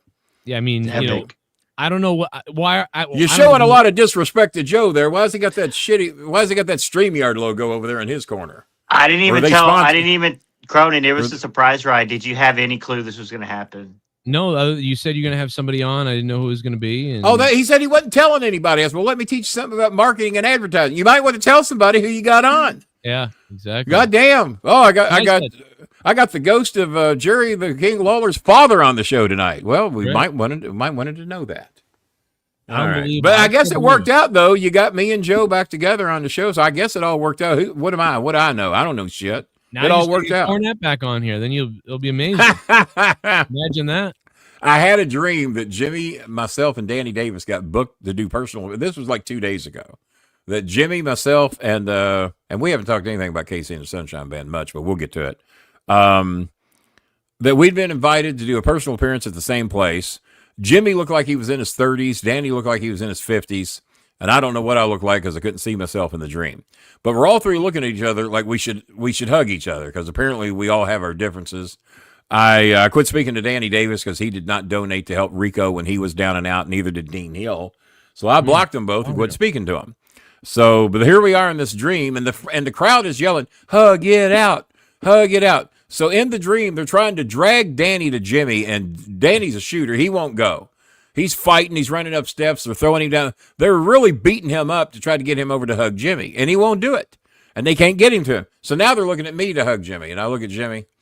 I said, "Do we do this?" And I said, "I'm all right if you are." I said, "We'll figure it out." He said, "Well, I'll hug you, but I ain't speaking to that piece of shit son of yours." I said, "Well, he's leaving the country in 4 weeks anyway." Who goes? So there's real shit coming out in the dream about shit that's really happening. And then as I finally agree to hug him, I'll take about 3 steps his direction and I'll wake up. So I don't know if it's going to work out or not. I have no idea. So that's crazy. So it was just the donation thing? It wasn't anything else? It was like some political thing or disagreement or something like that? As far as me and Jimmy? Yeah. Oh, no. It had nothing to do with donations. It was when I refused to work on any shows that had Brian Last on them anymore. Oh, no, I meant the other guy. Because Brian Last tied you. Brian Last was my co-host for 2 weeks. Right. You were my so you and Brian were in a dead heat. As a matter of fact, you have to host me one more time because then you will beat Brian last 3-2 that piece of shit. in hosting the bowling alley. And so yeah, that way you win at 3-2 is like winning the divisional playoffs or something. And so I just told Jimmy I wasn't going to do the show no more if Brian Lance was on it. I said, you and I can do our own. You can come on my show anytime you want. I said, you figure out how to do it. I'll come on. Or Brian can sit back and keep his fucking mouth shut. If I hear his word, if I hear his beak chirp, then I'm leaving. And so he loses his mind that I refuse to do shows with Brian Last anymore. Screaming at me. Well, I'm screaming at Jimmy. Shit's getting ugly. So I don't hear from Jimmy for a few days. Vince Russo contacts me because he was mad enough that me and Russo were speaking to each other and that I had done Russo's show and Russo had done mine. Russo offers me a spot on his network, paying me more than what Jimmy's paying me. I said, all right. So Russo's people hated me because of my political beliefs. There's not a Democrat or a liberal to be spotted over there anywhere. But Russo says, well, Kenny has jacked up our ratings 27% in the 3 or 4 months I've been over there. Kenny ain't going anywhere. Kenny is giving a different perspective. He's not picking any fights with anybody. He's just giving you his opinion. You give him his. He'll shit on you. You shit on him. We go on our happy. Well, they were pissed. They did not want my opinions on that show. Russo overruled them. So I just called Russo one day because I already ain't speaking to Jimmy. And I called Russo. I said, Vince, I said, it ain't worth it. I said, if your fucking people hate me that bad, I'm just going to make the decision easy for you. I'm going to go away and I'm just going to do my own shit. And that's how I ended up just doing my own podcast. It wasn't doing anybody else's to speak of. And Russo and I are still friends. And he's come back and done some home and homes. I've done 1 or 2 appearances over with him without his clowns. And he's come over and done some with me. We did good stuff with Russo. He was really cool. But he got involved in, or a lot of the troll people got a hold of him. Oh yeah. And kind of scared. They just kind of and he suffers from anxiety and depression like some of my family members do, and it just fucks with him. Yeah, but he was told things about me that were whatever, and it was whatever. I mean, it happened to Russo, it happened to Conan. I mean, Conan had to made a video, a public statement that, like, somebody was telling, Conan I was some kind of a racist or some other crazy things, and Conan had to make a video, be like, no, fuck you. Conan and I are great friends. Way better than a lot of people I should be friends with. Now, Conan and I get along great. Disco Inferno, like with your other shows, you and Disco. Yeah. Disco Inferno. He's a diehard Republican. He's a big Trumper. I do his show all the time. He does mine. I mean, it can be gotten over as long as if you're not shoving your shit down my throat and I don't shove yours. Disco, give me your opinion. Okay, you're an idiot. You're wrong. I piss off everybody because I'm kind of a whore on the fence. Probably the way to do it. That's probably the way to do it. Yeah, but one side thinks I'm this side, the other side thinks I'm that. So why have you had 67 Twitter accounts? I've got 2 because I had to make one for Google, but I got nobody following me over there. Well, you're looking at one guy as the reason why I had to have at least one of them. All right, what'd you do, why don't you tell Kenny Bolin while I take a piss? Why don't you tell Kenny Bolin? Tell him what you did. Oh, I'm the one on medicine that makes me piss, and I've sat here piss free for the whole show. Go ahead. Oh, I know. Well, I think I drank 1 hour and 17 minutes into this shit. Go ahead. I drank 17 bottles of water, I think, like in the last 30 minutes. I'm glad you reminded me because I got the old BS bottle over here ready to go. Oh, there it is. Look at that. Look at that. Is that craftsmanship at its finest or what? And then if you want to know who my loyalties are to, the Cincinnati Reds. Well, if you're a Reds fan, then you've got to get that. Oh my God! You think you donate $100 just to not only have the Reds water bottle, but you make a little slight rotation and you show them that you're into the Bolin Services Inc. survival program right there. And you could probably get a flag and a hat with it too. And for a bonus $50, you get that straight from John Sadak, the voice of the Cincinnati Reds. All right. Wow. Can't do much more than that. Joe's went and take a poop real quick. I hope he ain't pooping. We'll never see him again. We'll never see. Oh, so let's talk a little music. We've been here an hour and 18 minutes. We haven't talked anything about Casey and the Sunshine Band. Well, no, look, because that's one of the bands that, I mean, like I said earlier, from the 70s. Oh, real quick before we do, Steven wants to know about the plane crash. Yeah, that was fucked up. I live about 4 to 5 miles from the airport where the crash 1982. Happened. We're going back to 1982. We will, but as soon as I tell the plane crash. But no, my friend who's also in what do you call it? They call themselves pro wrestlers, but he's an independent that pays money to be on shows. Cam Moron. And so Cam Moron works for UPS. That's his real job. He's a professional box mover is what he is. He ain't a professional wrestler. He's a professional box mover. He is an aspiring wrestler. And as Jimmy Cornette used to say, he wanted to be a wrestler in the worst way, and that's exactly how he did it. So where he works, the plane hit the building he works in. But he had been gone for about 45 minutes. So he's giving me the inside information on who's dead, who's going to die, who's hurt, what's been the flammable tanks that it hit, the petroleum company that it hit, that there was like 26,000 gallons of fluid on the plane, fuel on the plane because it was going from Louisville to Honolulu nonstop. That's a great flight if you can get it. Why wouldn't it pull over and refuel in California? I don't know about that because Louisville to Honolulu is a long fucking way, but they claimed that's what it was going to do. But no, that fucking explosion between the fuel that was on the plane, the fuel company that it hit, and it's just a disaster area around here. And we were told, we were getting all these warnings on our phone. Do not open the windows. Do not open your doors. Don't let your dogs out. The shit's bad out there. Well, turns out the way the wind was going, it was blowing all the bad shit from Okolona, New Albany, Indiana, and nothing was really coming this way, but we were told to be safe because if the wind direction shifts, that toxic shit could be blowing in your fucking windows or in your door. So I went without heat. They told us not to turn on our air conditioning or our heat because they were concerned that the filtration system would pump that shit into the house. I, being a dumbass, thought it was a good idea to have air conditioning on or the heat to filter the air. They said, no, that's the reverse way of thinking about it. That's bringing the air from the outside to the in, and you don't want to do that. So I had to learn the hard way that that wasn't a good idea. But people that think they're smarter than me, that claim to have 163 IQs, thought that turning on the air conditioning was the way to go, too. I say, hey, I got an 88 IQ, but I do the best I can with what I got to work with and have a little bit of God-given common sense. There we go. It looked like napalm, the whole thing, how long that was. God, yeah. Christ. Oh, at 4 a.m, it was still, I was watching the local news here on Wave 3, and everything was still fucking on fire. Everything was still aflame and just horrible. And I was almost scared to go to bed at 4 a.m. Like I thought I might wake up dead. Yeah. Like my brother. My brother woke up dead. Didn't work out good for him either. Yeah. I don't want him inheriting my stuff. Shit, that would suck.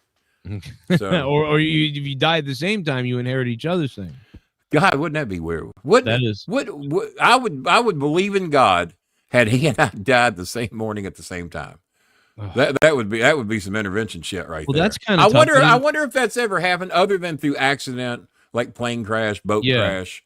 Like at the same time. Car wreck, I wonder just out of circumstance, has any two relatives, doesn't even have to be brothers, mother, father, husband, wife, have died within 1 minute. I'll give you 1 minute. Right. Anything beyond that. Because I did hear like the other husband is like, hey, it's Jan. I just have to tell you, Bill is dead. And then she's like, and then he dies. Yeah. Yeah. Oh, John. I have heard of that to where they died within 9 minutes of each other. I have heard of that. A husband, wife. The wife died. The husband found out about it. He died. Had a heart attack. I've only heard of that like once or twice. Yeah. But still. I believe that. But for two brothers, 2 years difference in age, I almost wish I'd have died. No, I better shut up because I might get my wish. So, you better no. Don't be doing it. I'm sorry, Lord. I'm sorry, Lord. Kenny's gonna live for a long time. He'll be living. He'll outlive me. He'll be here. Well, that's my goal. My goal is to outlive everybody that hates me. That's my goal, and I'm putting you on that list right here today. So put you on that list. I never hated Kenny. I never hated you. All right. Well, I just disliked you a little bit. I don't think there's any. Yeah, I'm easy to. I'm easy. A little bit of dislike. Yeah, I've got that natural. Well, that might be why we're friends today. He's easy. As my son told some people once, he said, well, what's it like being around your dad? He said, he's a lot to deal with. I said, I can't argue with that. So back to KC and the Sunshine Band. Maybe Joe will help me here. Back to KC. You said we're going to go 1982. Yeah, I thought you were talking about that. Because I'm 1970. No, not that plane crash. I'm talking about one that happened fucking a few hours ago. Actually, it was 25 hours ago, 25 and a half as of now. 6 o'clock, I'm getting ready to do my 8 o'clock show. And then I'm thinking, well, fuck, maybe I'm not. Shit's bad. We're telling people, don't let the dogs out. Don't open the windows. You all just want us to die in our houses? I can't even die on the goddamn porch. That's a like great a way to decent know. man. Like, people are struggling to breathe coming out of their houses and collapsing as Get Down. Well, we don't want to clutter up the streets. Just die in your houses, and Yeah. we'll get to you eventually. You Yeah. clutter up the streets, that's more of a mess on the city. Don't be a burden to the city. No. Put on boogie shoes if Kenny starts to have a problem. That's what I was listening to. Boogie shoes. I was listening to earlier that the Heatwave band, Boogie Nights. The song Boogie Nights is a great fucking song, especially the opening. So you're going to play some songs? Are you allowed to do that? You don't get we copyright can. struck? We got to imagine. Yeah, I get. You know. Now, you heard my theme song. I do have to share revenue with them. That's all right, because I don't have to share donations with them. I just have to share view revenue. Well, I'm so fucked with. I don't give a shit. So I'm doing the show for charitable donations, and if the people are entertained, so be it.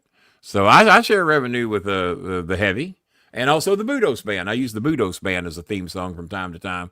But here lately, I've been mainly using "How You Like Me Now" by the Heavy. The only song ever to be played twice on the David Letterman show. You're not interested in any AI music? No. You don't like that? I don't like AI music. Joe Mingle's in it. I mean, but you can get creative. Does he? And, you know. Well, I mean, if it's good AI music, I just don't know that I've heard any. See, that's a loaded question. If you say this, anybody who's not like, you know what I mean? You say, hey, how do you like AI music? Most people are going to be like, fuck no, I don't. No, but good AI music. And I like good covered music. I love the song "Can't Hold Us" by Macklemore. Well, there's an Asian group that's done a version of it. I can't think of the name of them. I rediscovered them the other day of something I had on a saved playlist from years ago. And it's an Asian group. I'm guessing Japan, could be wrong. And, but it's probably easy enough to find. Just look up Asian group covers Macklemore. "Can't Hold Us." It'd probably be the only one to come up. And they do an amazing job. And I've listened to it probably as much as I've listened to Macklemore's. And there's a hard rock version, like an AC/DC version of Macklemore's "Can't Hold Us." And not so much on that version. So, all right. Well, let me ask you this. See, this year, 2025, it's been... Is that microphone heavy? Is it just hard for you to just hang on to that fucking microphone? This is a $750 mic that Joe Cronin recommed. The one that You're Michael fucking Jackson... me. You're fucking me. Are you shitting me? $750? Nah. I know you're fucking with me because Joe Cronin didn't spend $750 for his. Cronin, how much was yours? Is the Michael Jackson one, right? He's got a good one. His better than mine. Well, I've got 4, but they're all broken except this one. This one's only $300 though. Okay, well that's about the going right now, Joe. You know how much this one is? What have we got here? That's the Bolin Services model with the sideways logo. $90. 90. Oh, look at that! Look at that! Got the rest. You used to have the Beats by Bolin, right? I used to have that on there. $90. That is wrong. Next guess. Okay. Not 90. Is that too low? You're too high. Too high. Okay. $49.99. And I'm going to give you the shoot price I got. No, $49. Too high. Wow. Now listen to the quality of this microphone before you think about what you invested in yours, because I hear all the podcast, and I hear mine. $49 too high. Go. Wire, do you want to guess or? $24.95. Too high. Wow. $10. Too low. Finally, a too low. Actually, he was very close. $23.95 on Amazon. It's called the Mudwig. And I ordered 4 of them. I got another one over here. I had a hooker with the called her that. The Mudwig. There you go. So I got another one there, but that is for guests. And guess what? I rarely have over here until Joe Cronin shows up. Got the. So I used to have 4. I sold the other 2 because people were having a fit over. You know who had a fit over these microphones? Who's that? Stone Cold Steve Austin. What? Steve called me at my home and asked me if I'd do a show. We did 2 of them. We did one about wrestling and my history in wrestling, the people that I managed. And the other show we did was how The Walking Dead is very similar to pro wrestling. And God damn it, King, when the babyface is going to rise? The babyface is getting their asses kicked. Why don't you get a damn microphone that sounds good? That's better than I can do. And so he's asking me where I got my microphone. I said, Steve, I'm almost embarrassed to tell you. He said, what'd you pay for that, man? Sounds fucking good. And I said, Steve, I paid $23.95 on Amazon. Motherfucker, I paid $4.50 for this son bitch. But then again, I travel everywhere and I need a good microphone that'll hold up to the. I said, well, it's $23 fucking dollars. If it breaks, who gives a shit? I'll order another one. I'll order 10 of them. It's $230 for 10 fucking microphones. So, but he was very complimentary of my mic, and he's on the air saying it, talking about his $450 microphone that he traveled. Probably similar, probably a Shure. I think it was a Shure. Yeah. And I considered, I never got one, but a lot of my podcast partners and people, they get, what's the one that's got a little, the Blue Yeti. The Blue Yeti. Yeah, the Blue Yeti. I hate that one. That one sounds, now Bob's got one similar. He's got like a $350 version of yours, and he's got that. But in all honesty, Joe, now yours is probably, mine is pretty directional. I pretty much, for mine to sound the best, I need to be what I'm doing right now. Now, if I back it away, it's still tolerable. I can get back about here. You still hear me. But if I want that FM radio voice and all that shit, then I need it to be right about here. Sometimes it's the mic, it's your voice. Everyone's voice can sound better or different. Comes through a little differently in some cases, yeah. But you're right on yours. You're doing FM DJ stuff right there. You're right on yours, and that's how you're going to get the best sound, as long as you're not screaming into it. That's where you're going to get the best sound. Yeah. I went to this BP40, and the reason is because the Shure SM7B picks up a lot of background noise, and I'm not really doing any compression in the mixer really anymore. So I use a basic $59 mixer is what I got that handles 4 mics. Same. Yeah, I just have $100 mixer. It's nothing, but my heater is next door to me, right? So I am. There you go. See, Bob's heater's next door, and we're always hearing his heater. But you know what's great about these AirPods? When I'm doing my business with hotels, I book hotels during the day for sales reps, and I normally book 2 or 3 hotels a day. They don't even hear my fucking dogs bark if I'm just talking to them on the AirPods, because I can't use the podcast microphone to do business calls. Yeah. I mean, it's a podcast microphone for a reason. But when I'm on my cell phone, connect my AirPods, and it used to be if there's a lot more guys out here or the dogs are barking in the window, they'd hear, and I'd have to apologize for the fucking dogs. I'm sorry, I work from home. My dogs are very protective. I'm so sorry. I'm sorry. The lawn man's here. He's a noisy motherfucker. Or the fire truck's going by, which happens a lot around here. The 12 o'clock whistle's going off. So I'm always having to make an excuse. I start using my AirPods, and they filter out the fucking sound. I said, I'm so sorry about my dogs. I don't hear no dogs. I said, they're fucking here 8 blocks away. You don't hear them. No, we don't. I said, God damn. All right. So I use the AirPods to do my business calls with, because they don't hear all the bullshit, because I live 1.8 miles from the Yum Center where the Louisville Cardinals play. I mean, downtown, all the action is when Thunder over Louisville happens, you hear the reverberation off my building. You can see it if the leaves haven't come in fully. You see all the fireworks going from 1.8 miles away down by the river. And if it floods, fortunately, all that shit stays down there. I live in a place called the Highlands. My home is built 22 feet above the street. And we have a history going back to the 1700s here, to where this area has never, ever flooded. Shit has gotten bad if this place ever floods. That's for damn sure. Oh, yeah. Yeah. No, I haven't gotten into the AirPods yet, but I've heard other people say that. That's pretty cool. Well, Chris says these sound like shit compared to what he's got. And I said, I only need so good. He's got some Sony version or something that he says blows these away. He said, I can't even listen to. That was the bigger beef. I think it was with Joe and your son. Was it not, Joe? It was like the bigger... I don't think so.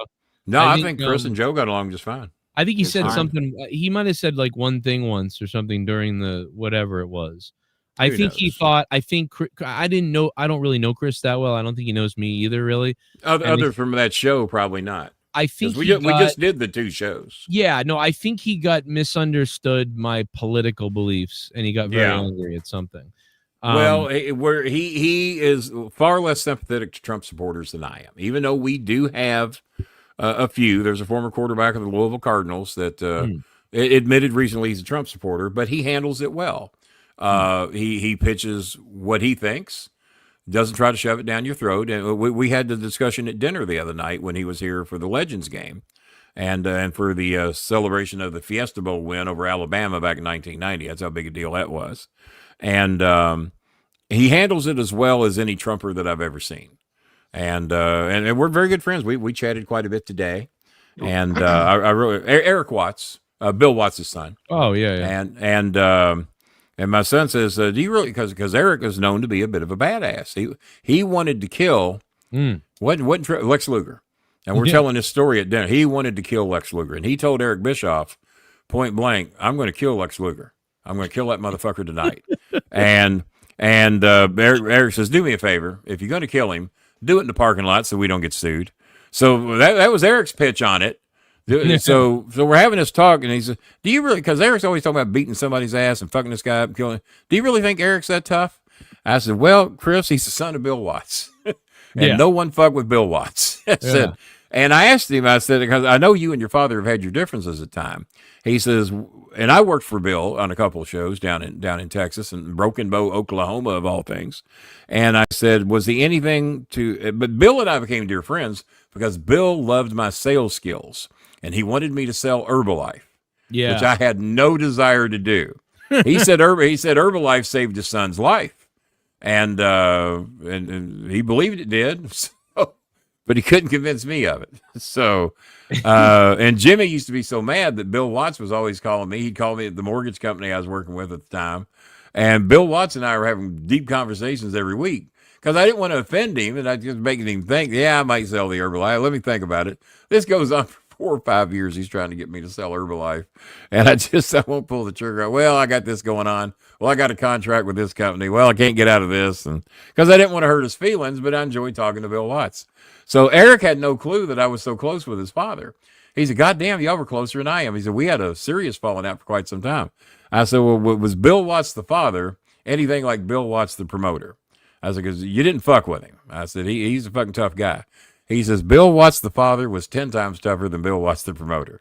He said, that's why we had our issues. I said, okay, that'd be a lot. As my son said, my father's a lot to deal with. Totally different, because my son gets so tired of my shit and my stick and always being on and always fucking with somebody and everything's a promo. Nothing. Yeah, serious. but it keeps you going though. Apparently, I mean, I'm still going. The shades better be closed at 6 p.m. or I'm gonna tie you upside down. I remember the first time I went to Texas. 1986. My son's getting ready to be born in a few months. And I'm down in Texas, and Jimmy has got me at his apartment showing me the show from the previous week, building up to the shows we're getting ready to do that night. And Bill was kind enough to have me be Jim's assistant on the shows. Give me a little something to do, give me a little payday. I had just introduced myself to Nick Goulas, hadn't even officially started working with him yet. They just knew my foot was in the door, and Kenny's getting ready to start working for Nick Goulas.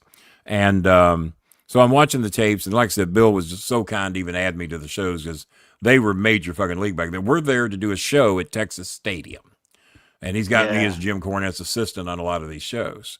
And so we're watching the tape, and Jimmy's cutting this vicious promo on Bill Watts, and Jimmy, I think, has maybe Hercules Hernandez with him. I think that's who it was. And Jimmy's cutting the promo on what they're going to do to Bill Watts. So they go to Bill Watts to do his promo. He said, well, let me tell you something, Jim Cornette, you mouthy little girl, or whatever he called him. He says, I'm a man of few words. And when I run out of words, I settle with my fists. He is a man of few words. He don't use many. And if he can't out-talk you, he's going to beat shit out of you. So there's the promo. That pretty much heads it up. Yeah. So, Eric Watts, former quarterback of U of L, 5 years senior, and we've known each other for quite some time. But 2 weekends ago, when he was up here for the Louisville-Boston College game, was the first time we'd ever met in person, and we got along so good, regardless of political beliefs. We think we're both good people. I'm very charitable. I think he is too. And we got along fantastically. Did you have any experiences with real quick Houston wrestling? With a little bit. I went to a show with Jimmy in Houston that had something happened at that show, Who did it What was that? involve? What was it called? Who was the owner of that, Joe? What was it? Was because they had like the Fantastics and Yeah, they had the had like Fantastics. God, who did own Houston? It wasn't Bill Watts. no something Houston Wrestling. That's what it was called though. Yeah, Joe. I did one set of shows in Houston. I did an interview with Cornette as Cornette's lawyer. I can't remember. KMLX is St. Louis, but it was KDKA, I think, in Dallas. Somebody can Google that and check me out and see if I'm right or wrong. But I did radio. KDKA. I did a radio show, and my job on that show as Cornette's attorney was to shut him up on things he wasn't supposed to talk about. And I said, well, I don't know, Eugene. I wouldn't go there. God, don't ever call me Eugene. You know better than. So James, because everybody wanted to know what the E stood for. Paul Bosch. Paul Bosch. Okay, yeah, Paul Bosch. And yeah, Jimmy had a long history with Paul Bosch for quite some time. So, but something happened in one of the Houston shows that was very memorable. Only I can't remember it now what it was. I remember the room. I remember shit happening. I remember it being funnier than hell as long as I wasn't involved in it. But I can't. So it'll come to me eventually. Maybe another show down the road.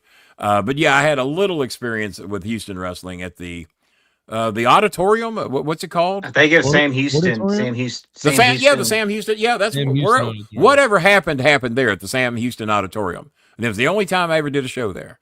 And it was Cornette's assistant. Yeah, Cornette's Joe, what about Boston wrestling or anything like? Did you? StarMaker, did you ever go into the Boston area back? I did. I was up there as a celebrity guest of Jason Sanders back when he had won like $72 million. And he was just buying up talent left and right to come and do shows up Northeast. And he let my son come up there because you didn't have to have a wrestling license.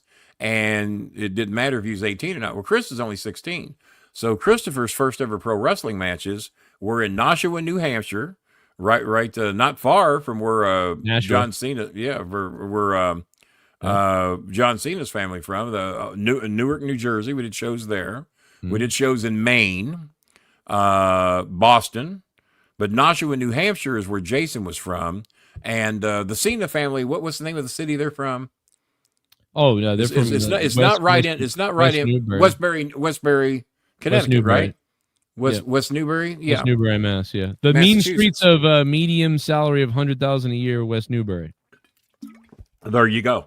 And Mr. Cena still lives there to this day. Yeah. And he sent me a donation on PayPal here a while back, and there was the address right on there. Well, there it is.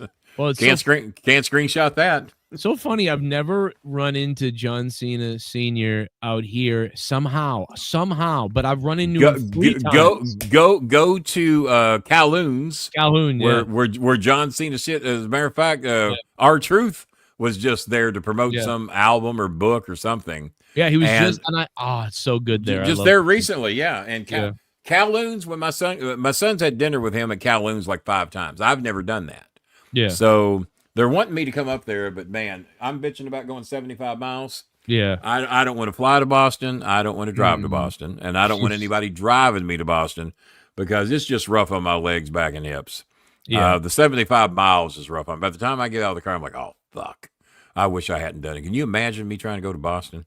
It sucks out here anyway. Like to drive out there is nuts. I just went to I took my daughter to some kid, I don't know what it is, like a teen country star guy from Nashville. He's popular. He's all over YouTube and stuff. But he was playing right at Fenway Park, right at the music hall there. I drove by the Calhoun. I was like, I want to stop so bad. Yeah, it's so good. But what nights do you do your shows, Joe? Do you have a set schedule? Not because the reason I'm telling you, my shows are on Tuesdays and Thursdays. Bob normally can't do my Tuesday shows. He did last night's. But I need an occasional guest. I'm not asking you to do every fucking Tuesday, but I would love to have you. Should I surprise everybody? Should I announce? Should I keep it a secret? But I'd love to have you come on and co-host with me, and we can do it as a surprise. I mean, no one's watching this show. Right, we can do it. Yeah, we do it. It's very surprising. I think this will do better. This will do better later in reviewership. YR. Yeah. Well, just a lot of shows are. I love doing live shows because I like the interaction with the fans. Right. Be it 5 fans or 35 or shit. back in the day before the algorithms got me, we would have 5,000 people within 2 days. And now algorithms got shit. We get 5,000 in a year. We're lucky. So, yeah, Joe has a lot of fans active in the chat, and you know what I'm saying? Yeah. Good. What's the name of your show and podcast, Joe? Well, I just basically do my weekly stuff. My wrestling one was the out of nowhere one that we did every week, but now I just kind of go live. Now I'm back to working regular sales jobs, so like I kind of pop up shop. What type of sales are you in?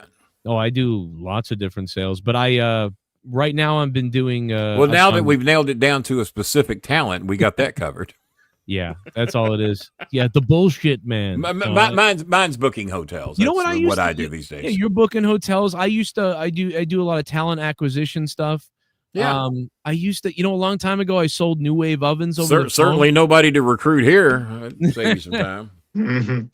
Why we could recruit him to paint a naked photo of or hang our pictures properly. We could get him to do that. Yeah, you look like Picasso's. He does look like a Picasso with his mega $1,000 microphone he's got there. He's ever since he is, not to spring it on you, Kenny Bolin, he has a crush on you. He's bisexual. I'll just tell you. Well, that's fine. But no, it is fine. Is he the humper or the humpy? That's all I need to know. You tell him, Wire. All I know is, John Cena, everything. Oh, I got you. This is so epic. Joe knows how epic this is and how proud I am of this and getting this together.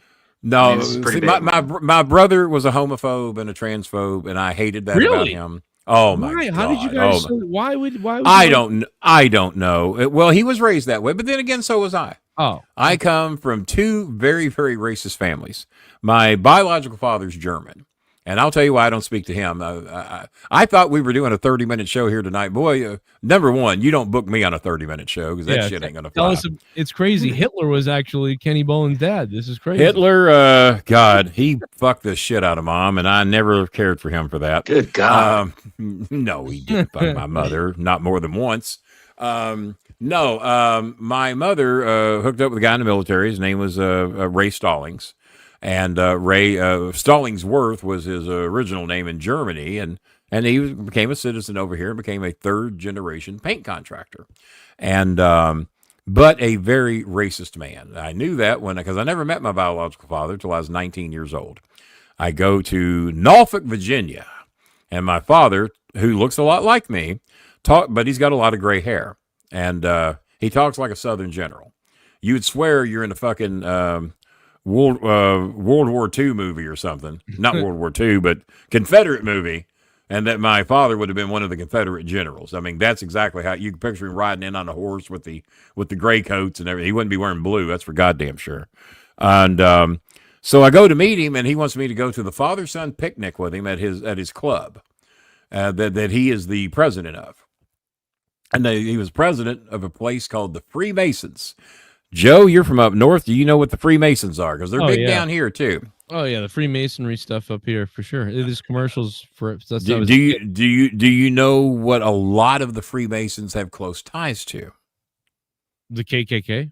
There you go. Well, wasn't that a great guess? Because before my father, who became the president of the Freemasons in Norfolk, Virginia, and he lived in a town called Chesapeake, if you know where that is.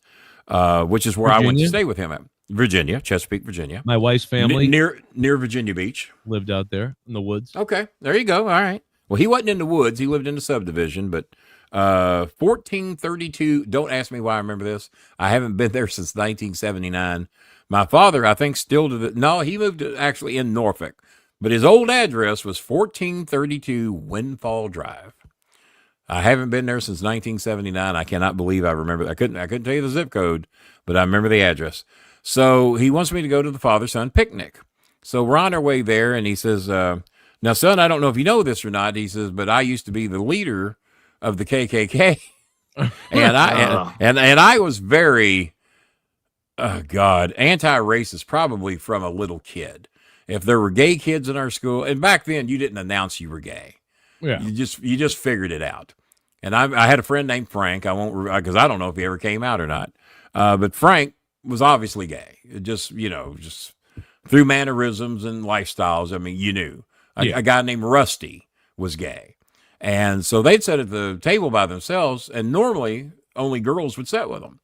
So I'd go over and sit with them, because the guys, I'm too manly to sit at that table. Well, fuck you. I'll go sit with them because I was considered a tough guy at Oldham County High. Everybody thought I was because I was friends with Jerry Lawler anyway. I talked myself out of more fights than I ever got into because I was a good enough talker. They thought I could whip their ass. And there was a lot of times I was talking and going, this motherfucker's going to whip my ass if this comes to blows, but they're scared because of what I'm saying, and they won't fight me. So now I look like I'm the tough guy. And I learned that at a young age. So everybody in Oldham County was convinced I could whip their ass because I could talk like I could. And in most cases I could, but I'm sure there was 2 or 3 instances there that if we'd have started fighting, it might have got ugly for me. So I'd go sit at the table with my gay friends, Rusty and Frank. And they said, well, why do you sit over there? I said, well, number one, they're people just like you fucking are. Number two, look where all the hot girls sit. And I'm right over there with them. And I'm the straight guy. So tell me how this is going to work out for me. But no, I've always had an issue with people that would judge people for being either racist, homophobic, or transphobic. We didn't hear a lot of talk about trans back then. Yeah. But gay was the thing. And and they would use the F word and not the fuck word. They would use the F word, and that was your insult. You would call somebody, well, he's gay. Yeah, we say that a lot here in Boston. So yeah. But we don't. I think that people out here say it. I don't think people actually hate gays, though. They're just using the word, which you could argue and that is a possibility. I could see where that would come from. So I've always been very defensive of that shit. So now I've been very defensive. And my mother, when I was 14, I had a friend come up to my home named Adrian Reynolds. Does that name ring a bell with you? It does kind of, but I don't. Well, I'll tell you why. You probably do know who he is because Adrian Reynolds was my second best friend other than Cornette. My first best friend until I met Jimmy. Then Jimmy and I become best friends. Well, Jimmy called Adrian the N-word one day in LaGrange. In case you're wondering about Jimmy's pedigree and his history. They got into a little argument over something. We were scuffling around in my room, having little matches, when we were 16, 17 years old. And Adrian was my little friend who was a couple years younger than me. Well, Jimmy ripped his brand new pants because of something Adrian did. And Jimmy gets off the floor and says, you little N-word. Well, Adrian didn't know how to handle that. And Adrian runs out of the apartment like, this big stupid white motherfucker is going to try and beat my ass. So Adrian is running away from him. Jimmy is chasing him down the street on Oldham County Day. And I told Jimmy they're having I Hate Kenny Rising Day, which was what my name was then. And he said, well, where do I park when I get there? I said, well, just park out back. You're not going to be able to park on the street. Why is that? I said, well, it's I Hate Kenny Rising Day in LaGrange, and we're expecting a big turnout. Well, Jimmy gets there, and there's thousands of people in LaGrange. The population of LaGrange is like 1,900 people. But on Oldham County Day, people come from all over the county, and there'd be 5,000, 6,000, 7,000 people in LaGrange right in my little block of the street on 117 West Main. So Jimmy said, God damn, a lot of people hate you. I said, yeah, they do. It's a big turnout. So during all this, on Oldham County Day, with about 5,000 to 6,000 people out my front door, Jimmy's chasing Adrian down the street, calling him, you little N-word. Chasing him because Jimmy ripped his fucking $20 pair of jeans. And I'm going, he gets by, I said, you stupid motherfucker. I said, number one, that's my fucking friend. Number two, it's a goddamn pair of pants. I work at Maury Taylor Hospital. I can buy you a fucking pair of pants. I said, Jesus. But Jimmy would lose his fucking mind over anything. So, but Adrian Reynolds, to cap this story, we went our separate ways, and Adrian turned into a life of crime. And you're going, well, Kenny, you scammed meat. Okay, well, I didn't get caught. And but Adrian turned into a bit of a life of crime, got involved in drugs and shit, and he got arrested. And the Louisville Police Department beat Adrian up in jail and killed him. And a couple of big ass honky fucking white cops that you look at them, you're going, well, those are two racist. You just have to see the picture. Well, those are two racist motherfuckers. I could see them beating the shit out of a small black man and killing him, and that's what they did. So, and you're going, well, how did Adrian, why would I know his name? Well, Bill Clinton came to Freedom Hall, and it was a big thing on the news about the Louisville Police Department beating and killing this young African-American man, which I heard about going to see my girlfriend in Patoka Lake named Donna. So I'm going up to see Donna, and I'm on the radio, and they're talking about the death of Adrian Reynolds, where he's beaten up, killed by the Louisville Police Department. I'm going, holy fuck, that was my high school best friend. or one of them. You know, him and Jimmy were my two friends. Mike Heilman. Oh, there's a picture of me, Adrian, and Mike. I'll send you later, Joe, when we figure out a way how to communicate with each other. I got a picture of me, Jimmy. Well, Jimmy took the picture. Me, Adrian, and Mike Heilman were in it, but Jimmy took the picture because Jimmy was a photographer back even then. So Bill Clinton held up Adrian's picture over his head at Freedom Hall, nationally televised to the fucking world. And then everybody said, well, Kenny, no matter how famous you think you are, that you think you're the most famous guy in LaGrange, no. Bill Clinton never held your picture up over his head. I said, no. I said, but the alternative is I had been beaten up, killed by the local police department, so I'm going to give Adrian that title. He can have that one because I'm still alive and I'm still talking, and he's not.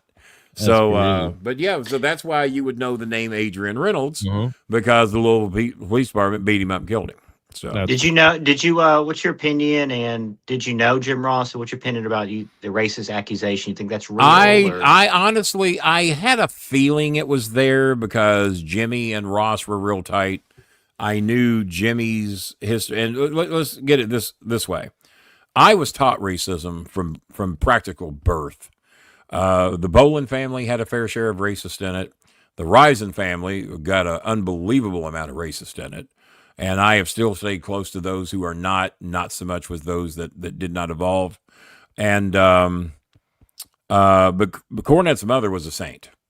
Cornette's mother made sure that the help they had at the picture table were a couple of black women there that needed the money and needed to be paid by Christine Jarrett to sell pictures and sell merchandise for the wrestlers.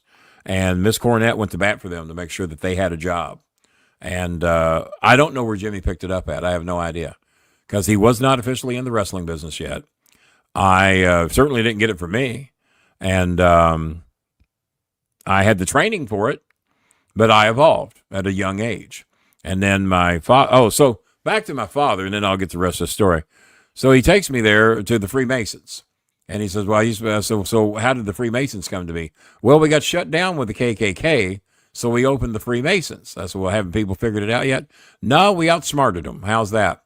Well, we hired a black man and we pay him well to be the doorman. So you can't call us racist if we have a black employee. Oh, really? So I didn't engage too much at the father-son picnic. And so then we had another thing where he took me to a shooting range after my son was born. And I don't care for guns. Never have needed one. I'm 66. I've gotten by without them. I've lived in downtown Louisville or the surrounding areas thereof most of my life. I've lived in downtown Atlanta. I've lived in downtown Nashville. I've lived everywhere that they claim is crime-ridden. Never once have even remotely fucking needed a gun. And so I never cared to have one. So we're out on the shooting range, and I'm a pretty good shot. You know, I've had a lot of people teach me. They wanted me to go hunting. I don't want to kill an innocent animal. You know, hey, me and Jimmy had a podcast once where we talked about pro-gun or anti-gun. Well, Jimmy was anti-gun, but I was pro-gun. My step was arm the children. That's going to put an end to school shootings. Let that motherfucker walk in that classroom and he's got 32 guns pointing back at his ass. He said, well, Kenny, won't innocent people get killed? I said, well, yeah, but school shootings are going to go way down. Yeah, there's going to be some ricochets. There's going to be some innocent substitute teachers take one in the ass, maybe one in the skull. There might be some crossfire. We might lose 4 of the 32 kids, maybe 8, but we're going to have most of them. And this was the pitch, was me doing this ridiculous pro-gun stance, arm the children. That was the name of the show. And then I said, what about you fucking hunters out there? What about you hunters? You all go out there. I say arm the deer. What do you mean arm the deer? I say we figure out a way to put rapid fire machine guns in their antlers. And when you Elmer Fudd motherfuckers show up out in the woods with your goddamn gun shooting these unarmed animals, ain't you fucking brave? What if those deer start shooting back? What if they lower that head and you take about 32 right in the fucking gut? Guess what's going to happen? Deer hunting's going to go way the fuck down because you ain't going to know which deer is armed. So arm the deer, arm the children. That was my pro-gun stance. Well, this would be like me and my wife. And JB, why you shot your Joe? Wife? I think Joe only has a bow and arrow, right? My son's a big bow and arrow guy. He's very good. As a matter of fact, Daryl from The Walking Dead was on my street not long ago. Him and some horse jockey got a restaurant here in Louisville. They were on my street filming a segment for AMC, and I didn't even know it. Wow. So I'm the biggest Walking Dead fan in the world. Daryl is on my street filming my house. He's filming my fucking house. I've got a bow and arrow in here. Yeah. And that my son gave me. I'm not worth a shit at shooting it, but he is. He's very good. So the guy that mastered the bow and arrow and made it famous on television's on my street filming my house. I'm on AMC. Didn't know it until it already aired. But somebody likes Arm the Children. Better get an autograph. We're suing Daryl. It's Jennifer Muppet Baby. She's here. Kenny Bolin, did you like what Joe and the audience over there? Hi, Jennifer. Hi, Jennifer Muppet Baby. What they do is like we're not really too excited about like. Wait a minute, is she really a high school teacher? And that would probably make me quit. You'd have to feel a little safer. Either that or a less mouthy teacher. I'll give you that. If you're a mouthy teacher, well, you don't need them in Canada. If you're a mouthy teacher and you're a disciplinarian, and the kids have got 6 shooters in their desk, you're gonna run a different classroom. I'll tell you that. Kitty Bolin, what did you? With that being said, like Joe's audience and everything, we're not too excited about WWE now in the past few years and stuff. Yeah, so it's. Do you think now it's the worst it's ever been? I was raised on pro wrestling. My stepdad loved pro wrestling. He would get so mad at Jerry Lawler that he would turn off our 25-inch console color TV because Lawler pissed him off. I said, "Well, what'd you do?" And I'm like 12 years old. What'd you do that for? That fucking Lawler, I hate that son of a bitch. I said, but that's why we're watching the show, Dad. I knew this at 12 while we were watching Jerry Lawler, Sam Bass, Jim White, The Sheik, Bobo Brazil, Tojo, whoever the fuck was on there. But he would get so worked up at Lawler, he'd get mad and turn TV off. Then I'd have to go down to my bedroom and watch it on the 19-inch black and white Zenith that my Uncle Charlie gave me. And I'd have to see the rest of the show in black and white because Dad got mad at Jerry the King Lawler. So I was raised on pro wrestling, and I love stories. And I love, and I was talking with Dutch Mantel about this. My fucking earpiece fell out. I had about a 2-hour phone call with Dutch when I was coming back from Carrollton, and we're talking about how bad commentators are in wrestling these days, especially the color commentators. I think Wade does a good job. I think Wade Barrett does, but he's OVW boy, so I'm probably going to be biased a little bit. But I told him, I said, I said, I'm 60, I'll be 66 soon.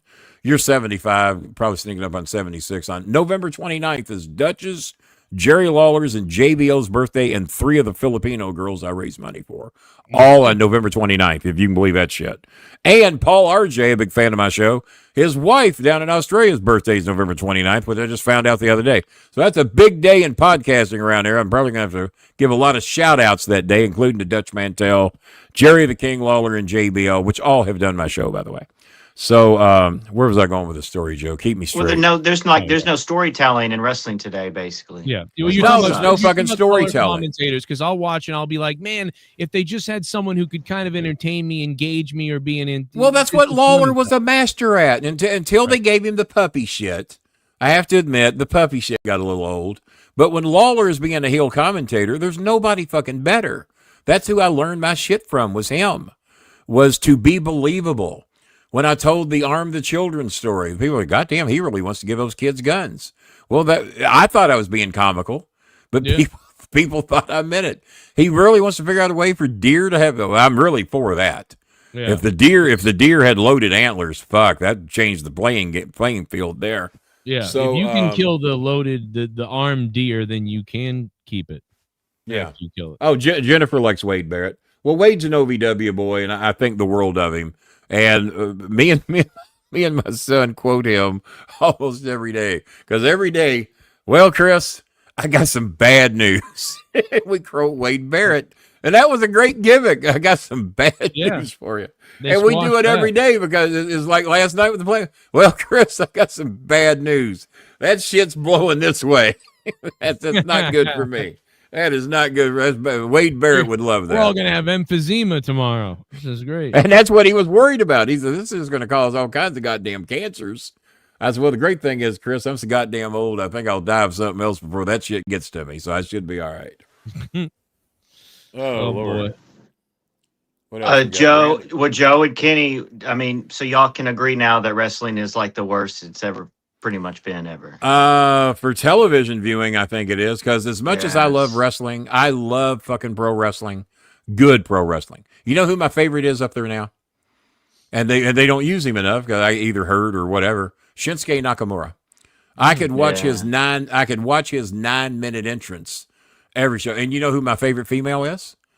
Asuka entertains I've got her big poster hanging up on my wall over here. I can't show it to you because it's behind my recliner. But somebody in Baltimore painted it for me, and it's just fucking beautiful. It's about as big as the King Bee poster there. But somebody in Baltimore painted it for me and sent it to me. And now they didn't do it for free. Bob Hazelwood paid good money for him to do that for me because he knew what a fan of Asuka I was. I've never met her, but we deal with each other on Twitter quite a bit. And it turns out that me and Asuka own exactly the same furniture, only mine is covered to protect it from the dogs, and she has it the way it's supposed to look with its black and white leather. That is black and white underneath all that teal covering over there. But Asuka and I own exactly the same furniture. She knows I love her to death, and when she's angry, when she's given and Carrie Sane is so fucking good. Carrie, when she spins and hits you with a trash can lid, holy shit. I don't want none of that shit. And I think she's one of the most beautiful girls in wrestling too. Kairi Sane, I don't normally get into the little skinny girls, and she's a little thin, but my God, what a beautiful girl, and so fucking and I love the insane elbow. So can you tell I got something? Well, I've always had something for Asian girls anyway. But if they can work, that's even better. And Asuka, who is not a physical goddess like maybe Kairi Sane would be considered, or maybe Rosie Perez or somebody like that, but she's so fucking good. And I just see a beauty in her that maybe others don't see. But she's so fucking good. And when she's angry, man, I don't want to know what she's saying. When she cusses you out in Japanese, I'm going, oh, I'd pay for that every day. Just cuss me out, Oscar. Just tell me what a piece of shit I am. Yeah, please call me. I think we've revealed who I am. We probably shouldn't have done that. Then drop an elbow on my balls. Yeah. Kenny, do you think? Well, what's your opinion and everything? But do you think the McMahons, either Shane or Vince, have they come back into WWE in any form or shape? Well, Vince is a piece of shit, and I'll say it right here. I've said it before, and I'll say it again. Vince is a piece of shit. I remember Jimmy used to act like he didn't know what a piece of shit Vince was. He knew because I knew. Cornette knew what was going on, right? Of course he did. Yeah, I knew it. I knew about it in 86, 84. I knew about it in 84. Wow. Jimmy wasn't even working with him then, but everybody knew what a shitbag he was. All the shit that he does with women, with or against their will. And go, fuck him. I got no fucking use for him. Kenny, this is what you're going to do? You're going to say that I'm a shitbag? What if I called you a big... You're a shitbag, Bolin. Yeah. What if I took a shit on your head? Oh, God, I'd love that, Vince. Jim Ross would put his head over mine and save me from it. You can't even fly to Boston. I can't take this fly shit to you from him. And back and take 3 shits. He probably he'd be a little back. He'd be a little backed up by the time you talk about a Hitler mustache. What the fuck's going on with that? I'm sorry, Gomez. Maybe that's Gomez. I don't know. You're not gonna call me Hitler. Here's the thing. No. He wanted to know. Steven wanted to know what I thought of the crew. Is there a group or the crew of wrestling? I don't know who he means. Joe, take that fucking picture down. I'm getting creeped out as we speak. Yet, or like, I'm close. I'm close. What kind of razor? I mean, listen. Actually, I hate what I have going on right now too. It's pretty borderline as bad as well. But that is, I don't know what kind of razor does that. Oh, I don't know. I haven't found that. I don't want to find that. No, well, yours isn't paying homage to fucking Hitler or Gomez. Yeah, he does. He looks like he looks like God. What did I say? Fred Price. Vincent Price. Okay, I'll give you some Vincent Price. I think he's trying to do Vincent Price, but he kind of Gomez is a little thicker, right? Yeah, he looks like Pepe Le Pew as well. Kind of Pepe Le Pew. Well, yeah. Pepe Le Pew sexually assaulted a lot of women too. Exactly. Yeah, fucking can't even show a Pepe Le Pew cartoon anymore. He was such a sexual assaulter, and that's all Vince watched. When Vince's mother was naked in the other room, that's all he watched. Joe, I hate to shut you up, but the co-host of this show has been trying to fucking get a word in. You won't let him. Real quick. Because the two professionals keep talking and won't let dipshit down here say anything. Kenny Bolin, did you ever see, did you ever have an interaction with Ryback? No. Yes. Really? Ryback and I worked together at OVW, and let me tell you a little something about Ryback. Ryback and Cody Rhodes, when I had a 83-inch TV that I had replaced with a more modern one. This was a DLP. Joe, you remember the DLP TVs? Yes, yeah, I sold. They were kind of they were kind of a big deal in their day, but they were big. Yeah. Those motherfuckers took up a lot of space. Lamp under the back and whatever. Big lamp. Yeah, you had to replace the. Jimmy probably still has the DLP I sold him in his home. I sold him an 83-inch, and I'm trying to remember what Danny got. I think Danny got an 83 as well, and. But somebody had won some big money, and he agreed to pay me $3,000 for my television and donate it to OVW. I said, well, okay, yeah, I'd be an idiot not to do that. So he pays me the $3,000. He says, but donate it to OVW in my name. So Danny says, well, that's great, man. We'll use that as a monitor here in the studio. And he said, but we got to get it over here. I said, well, who do you know? He said, well, Ryback's got a truck. He said, why don't I send Ryback over and I'll send somebody over to help? Well, I want you to know the two people that volunteered to help and come over and pick the TV up was Ryback and Cody Rhodes. And they came over to my house, picked up the TV, just as cool as they could be, didn't put up any fuss or anything, that they were the ones who were picked to do it. And Ryback, he drove the ring truck around for quite some time because he had the vehicle that could handle it, and Danny punked him out. And he had to drive the ring truck around. And also when I moved, Cody Rhodes, Ryback, who else? There was two others that were very helpful to me when I moved. But Ryback and Cody were two of the main ones that helped me move about a year or two later.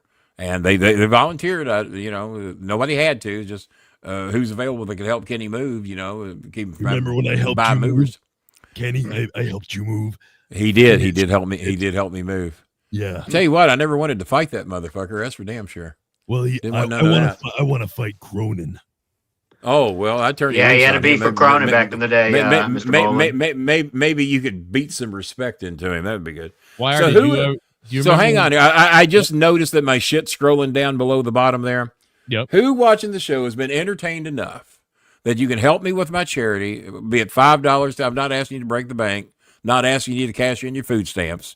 I'm not asking you to get a second job. Who out there has been entertained enough with this 2-hour and 11-minute show for the reunion show of Joe Cronin and Kenny the StarMaker Bolin could donate a little something? Steven, has Steven got any cash? But Joe, you know these people. Steven got any cash on him? Yeah. What about that school teacher up in Canton? We know she's broke. Take your mother's credit card, Steven. Get your mother's credit card, Steven. It'll look a lot like this. It'll say Capital One Visa. It'll look now, I haven't activated mine yet. Mm-hmm. Put the goddamn camera on me, you bitch. Yeah. You got to treat your co-host good right now, Wire. Goddamn. Yeah, you got to have a co-host knows what the fuck is. See, as you can tell, I haven't clicked my QR code yet and activated my brand new Capital One card. Oh, but you get this. It's the platinum. It's the platinum edition. You see it right there. Oh my! And so you get that. And then you say, well, goddamn, I've been thoroughly entertained by I better show the card again. And here's the numbers. No, I ain't going to show you those. Somebody just screenshotted that and has emptied my bank account. Well, somebody just emptied my fucking bank account. Steven will donate $10 and then someone will take 1,000 from you. So it's okay. Probably so. I just lost $990 trying to punk out Steve to donate some fucking money. You're right. And then call my show and donate it, and I'll give it back to Kenny. Well, my school teacher friend says I am a teacher. I'm fucking poor. Well, be a little bit more poor and send me 10 Canadian dollars. That's not true. She became a member the other night in my chat. Oh, so she's lying to me. Well, she could sell that monetize this championship that's worth $800 that she got. Could do that. Yeah, do that. You got the fucking cash laying right there. Just got to sell it. That's all you got to do. I ain't asking for it all, just 90% of it, whatever. Did we lose the Cronin? Did we lose him? Yeah, he came out here, but I'm going to tell him to DM you on Twitter and tell him to DM me on Twitter at StarMaker Bolin for any of y'all that want to find me on Twitter. At StarMaker Bolin, I will be doing the what am I doing? And you're live tonight. In the Bill No, After I'm live. show. I'm live tomorrow. Oh, this better not be Thursday. Is this Thursday? Today's Wednesday. Are you doing the Bill After tonight? No. Bill After is going to be in 2 or 3 weeks. Okay. All right. Bitchin' with Bolin is going to be the name of the show. That's an exclusive you got right here. I think because because you paid me an enormous amount of money for 30 minutes tonight. I think you should multiply that times 4 for what you got tonight. I think you should do times 4, send that to the app, make that line teacher cough up some money, trying to tell us she's poor. We know better. She's probably got men all in her life that got all kinds of money, pick their pockets. Steven, well, it's a good show. I'm glad you all showed up. I don't know how many were actually watching, but this was a good show. A bigger replay value on that, and then all the Well, there we Cronins go. fans. Well, there we go. So all I can do right now after my thanks and appreciation. Oh God, she's just like the Americans. She's laying the sob story on me about how broke she is, honey. Be glad you ain't got Donald Trump running your. I'm sorry, I went political again, didn't I? I'm sorry. I'm sorry. Hey, we taught those Blue Jays a lesson. Just when you think you got the World Series in the bag, you don't. Actually, my son was for Toronto, just to piss Trump off. I was going for Toronto too. I kind of was for him, but Trump would be shitting all over Los Angeles for being the American team in a blue city that fucked it up.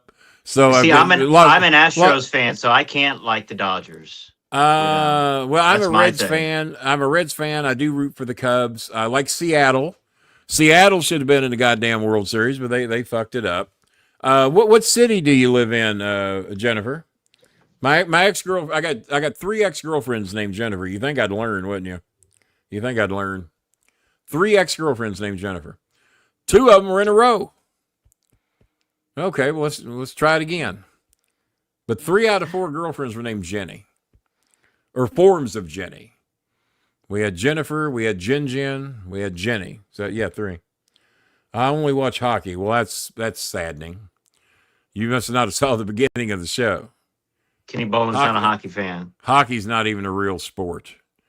It's fucking figure skating. Women can play hockey. That sounded sexist. We didn't talk about sexism tonight. Then again, I'd watch hockey if it was only women. Let's get a women's hockey team. I'll watch that. Gosh. I live in a log cabin in the woods of Quebec. No, you don't. That's where Bret Hart lives. Owen Hart was a good friend of mine. Owen Hart loved my son with a passion. Calgary, Alberta for Owen. And I used to live in a log cabin, but in Prospect, Kentucky. I am a rare English Quebec. 90% of my province is French. And hates my guts. Okay. Well, welcome to the club. Welcome to the club. Well, boss, we did 2 hours and 16 minutes tonight. I'm going to be checking my Cash App account for an unlimited amount of money to just start pouring into that sumbitch. And because I know you appreciate all the scoops you got tonight. Joe didn't even say bye. What the fuck? Come on, Cronin. Come on, Cronin. You didn't even say bye. Man. I didn't bail out on him like a pussy. See, now you see why I hate Joe Cronin. Now you see. It's shit like that where he just thinks he's a big star and just leaves without no de-introduction. We could have said bye. We could have wished him well with his future endeavors. We could have done that. But no, he just left. He has PC problems here and there too. Computer. Oh, well, I don't because I got the brand new iMac with the brand new upgrade. Everything's flowing smooth. I think he did crash because he did not look like he was planning to leave. Man. He's probably missing the show right now back together. Due to a shitty computer. But yeah, just have him DM me on Twitter. Is he on Facebook? I believe so. I'll tell him to look me up at Facebook Messenger. It's under Kenneth W. Bolin. Yes. So I'm easy enough to find there. Or he can email me at kennybolin@msn.com. Yes. We'll get to that. He'll find me one of the way. Jennifer, pleasure meeting you. I'm sorry you're so poor. Sorry you like hockey. You poor thing. Are you single? I see your picture there. You ain't a bad looking white woman. Oh, all the Joe Cronin fans drool over her. Yes. Do they? Yeah, she's a pretty girl. She's a pretty girl. Well, write me, Jennifer. I love my Canadian women. You would be the only one. No, actually, I got a friend named Pam that lives in Ontario, and Pam is, and we have Roy Senior. Roy is a rare Black Canadian friend of mine, and she is always bitching about being poor because she lives in Canada. And but Rory's very sweet. So I got a couple of and I got several male friends in Canada, but I don't have any hot white women. So You'd be the one. You'd be the one. She thought that was funny. But yeah, look, it really has been a. Yeah, it's been a pleasure. I ain't done kissing the ass of Jennifer. We just hang in there a second. Yeah. But no, Jennifer, pleasure to meet you. Steven, pleasure to meet. Were they the only two that watched the show tonight? Just Jennifer and Steven? Was that it? Getty Lee's Alnose was in the chat. He's a good one. Big Rush. He's one of the good ones. You're telling me. All right. Are you a Rush fan? Do you like Rush? I didn't mind Rush. What was that song? Tom Sawyer. I remember Tom Sawyer. And I tell you what, being as we hardly talked about music tonight, why don't we schedule me and you and Joe maybe in a week or two? Yes. And we'll come back on. We'll do it again. We'll have Joe over on my show. If we can communicate with each other and coordinate something, we'll do that. You kind sir. She's talking to me like that southern general. You're a kind sir there, partner. That's how my racist father would have done it. Yes, I'm single because I live in the woods in Quebec. Well, and you said the people drool over her, huh? Here, let me put on my eyeglasses because I got those tinted oranges on. Let me see if I can get a good look. Throw her comment up, and that might let me see it a little better. Throw her comment up. Oh yeah, look at her. I'd wander deep into the woods to go meet that girl. Yeah. Oh yeah. Pretty girl. If she would put up with a fat 66-year-old white guy, I'll have to show up out there in a U-Haul or something. I ain't walking in no damn woods. The bears might get me or something. That's a good little girl. Leave you one last question. You think Cena? I know he's leaving and stuff. You think I've heard rumors that he might be. Oh, by the way, Peacemaker. If you haven't seen Peacemaker, Peacemaker's fucking great. He does a hell of a job in that. Batista, somebody of OVW I failed to mention, Batista does a great job in White Lotus and Knock at the Cabin. If you want to find him on White Lotus, he does an amazing job. We have said that Batista is probably the best actor between The Rock and Cena and all of them, and I managed Cena. Yes. And Batista and I had a time that we didn't get along real well. I think we're fine now. Me and Brock Lesnar had a time we didn't get along real well. Apparently, every time he's in Louisville, he sends word out to tell me hi. Maybe so he can beat me up. I don't know. But no, Knock at the Cabin is great, so I'm throwing out a couple of things to check out. But if you have not seen Peacemaker, Cena does a fucking amazing job in season 1 and 2, but especially season 2. And I think I got 3 more episodes left to watch of Peacemaker. So I would encourage anybody that hasn't seen those to check those out. Do you think Cena, or you think you have a chance to be in the Hall of Fame? Think that's ever a possibility? Well, he'll be in the first day of eligibility, yeah. Yeah, first day he's eligible, he'll be there. Well, no, for you. Like Cornette got in and all that. Well, Triple H does not like me. Stephanie does not like me because I've been very opinionated about their father and father-in-law. And they have covered up for him, and I don't care for that. And because I have relatives I never covered up for, and I expect you, if you have a shit relative, you call them out. And you take the side of decency. Vince hurt a lot of people. There have been many wrestlers in the wrestling business from the 70s on that have hurt a lot of people. And it's been covered up. It's been covered up. It's like the Epstein files. Mm-hmm. A lot of shit's been covered up. A lot of billionaires got away with a lot of bad shit. And I don't care for that. And no, they would never let me within 1,000 miles of that place. Damn it. If they could keep me 1,000 miles away. Not because they wouldn't think I deserve it, because I put 54 wrestlers in the WWE. If you want to ask me, it might sound arrogant. Yeah, I deserve to be there because I sent them most of their fucking talent. Between me and Cornette and Danny Davis, that was our fucking job. Develop them, get them ready, let them travel up and down the roads, learn something. Jimmy would teach them one thing in one way. I'd teach them something in another. Danny Davis would teach in another. And but we were the 3 responsible for making sure they learned what they had to do. And but no, when 54 of my people at least got a shot in the WWE, and then when you watch these main events and you've got John Cena, Cody Rhodes, CM Punk, Brock Lesnar, Drew McIntyre, Wade Barrett is the fucking announcer, Carlito, who was up there just not too long ago. Yeah. And I'm probably leaving 2 or 3 people out. The Miz. Left The Miz out again because you just don't see him on TV as much. Those are all my people. And they're still there 25 fucking years later, 20 years in some cases. And I don't deserve some fucking honorable mention in the Hall of Fame for what we did, and Cornette and Danny Davis. Yeah, I'll throw Jimmy in there too. But they're mad at Jimmy, so they're not going to let him near until they figure out a way to patch up their differences. They're not going to let me near because of what I said about Vince. Well, I'd say it the day they inducted me. Vince McMahon's a piece of shit. Thank you for putting me in the Hall of Fame. I said, good day. That'd be a quick one. I could handle that real quick. Well, they brought CM Punk back in. He was the worst. Yeah. Did he say any horrible things about Vince's sexual habits? Because I did. Yeah, I called him out for being a sexual predator and a piece of shit. But I've done that with a few of them. And so, no, they would never let me within, we'll say 2 miles of the building. I'd probably get within 2 or 3 miles. But no, with the shit I've said about Vince, and I still stand by, and I will not take it back because I have morals and ethics. So, no, I'd never do that. I said what I said, and I meant it, and I still mean it. Sue me. Prove me wrong. Never give up. Just like Cena said, never give up. Never give up. There you go. Well, thank you for having me. I appreciate it. It's such a pleasure to meet Steven and Jennifer and the various others. And Jennifer, if there's a song called "Knock at the Cabin" with Batista. With you living in the woods, I wouldn't watch that movie. Do not watch "Knock at the Cabin" with Batista. Because the next person knocks on your cabin might be me, but I'll have what's your favorite food, Jennifer? Just in case I make it there.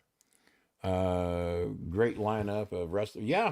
Yeah, I agree. Well, there's a lot more than that. That's just the ones that are still there. 25 years later, I also managed Shad Gaspard, who died trying to save his son in a boating accident. Yeah. Carlito, Johnny Jeter, Mike Mondo, Kenny Doane, who shares my birthday, by the way. The Spirit Squad. Well, I managed 2 or 3 of them, Mondo and Kenny Doane. I did not manage Jeter, but I managed a lot of matches against him. And the Boogeyman worked with and against him a time or two. Yeah, we've sent a lot of fucking people up there. And but fortunately, I mean, through my affiliation with them, I've got to work with a lot of great people. And I've sent them a lot of great people. And Jimmy. I mean, I'm not trying. I can't take all the credit for. Well, he's just the manager. Well, they learn a lot of fucking shit from the managers when they get here and they know nothing, and how to handle business and how to do the right thing and how to do a fucking promo. Now, Cena was pretty good at promos, but Cena learned how to work, and that was the important thing. He wasn't getting anywhere being a robot with Bassman in California. He learned how to be a Hall of Famer in OVW, and I think he'll be the first to tell you that. So, all right.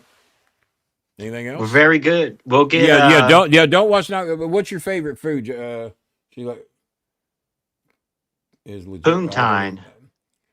Well, I know a version of that that's pronounced another way, but I don't think she's talking about that. Shut up. So, I don't know what that is. I would have probably bought her a 64-ounce jar of Reese's Pieces. Because we can gnaw on that all night long and just have it. Oh, it's like a gravy. It's like a French fry gravy or something. Well, I'd probably like that. You can tell by looking at me, I'd probably like a French fried gravy. But no, a pleasure to meet all of you. Y'all have all been so nice. And join me over on my podcast tomorrow night. It's called The Bolin Alley. Maybe he'll be kind enough to share my link tomorrow on Twitter. Come on over and see us. Let me see some new people. The only thing we ask you to do is get a subscription, because a lot of times our show are subscribers only, so subscribe early. And then if you really like the show, get a $2.99 membership. It tells us that you care about what we're doing. It's one way of giving a little something to the charity. Even if you're broke, drop $3 and get yourself a fucking membership. And at least it shows me you care and you give a shit about what we're doing. Do you think that having NXT, which is under the WWE TV umbrella, worse for developing talent compared to OVW? They have a better format. They got a fuckload more money. I wish we'd have had the money and the format that they had. What we could have done, we were in a shitty warehouse that cost $500 a month, and almost no budget whatsoever other than what the WWE was paying those guys. Have we had that, fuck, the shit we could have done. the Man. look that place has got. Well, let's put it this way. Me, Danny, and Jimmy produced a shitload more Hall of Fame talent than they're ever going to do. I'll tell you that. Yeah. Name me what they produced that wasn't already a big star. And we'll do that on the next time I do a show with you guys. Be thinking on it. What has NXT produced? Maybe other than Jade Cargill, because no, they didn't produce her. Jade was already doing pretty good with another company, so they didn't even produce her. Charlotte and the girls, huh? Becky Was Charlotte produced out of NXT? I don't know. Maybe she was. Maybe she was. Like when they all came up together. Yeah. And strangely enough, he named two girls. Now, our girls, we had Queen Victoria, Mickie James, Maurice, who married The Miz, Beth Phoenix, Natalie Neidhart. All those were trained with us. And God, there's two or three others I'm thinking of. One of them signed a picture for me in the kitchen. I just saw it a few minutes ago. And I'm blanking out on her name. Serena Deeb. All those were trained at OVW. And I'm sure I'm leaving out quite a few. But we trained a lot of good girls. I remember we had Roca. Roca was trained through us. We had a beauty contest that they had me do judge. And we had 10 women in the ring, and all 10 of them made a pretty big deal in the WWE. What was the girl that had two first names? Blonde-headed girl? Kelly. Kelly. Kelly was trained with us. Wow. And Kelly. Oh, beautiful girl. Lawler had it bad for her. And but then again, who didn't? But no, we had a beauty contest. Kelly, Roca, Beth Phoenix, Natalie Neidhart, Serena Deeb, Mickie James. And Mickie James, to win the contest, come over and kissed me on the cheek. I said, we got a winner. And we didn't know who I was going to pick. We were just fucking around. And, well, Kenny, just pick one. And then we'll make a big deal out of it. So Mickie James come over and sat on my lap and kissed me on the cheek. I said, we got a winner. Because no one else did that. So Mickey wanted to win. So that's a good question about NXT. Yeah, I don't know. I don't know that Charlotte and Becky Lynch were totally 100% trained there from scratch. Maybe they were. And plus, Charlotte has pretty good training at home, I would think. So Charlotte probably had a pretty fucking good idea what she was doing.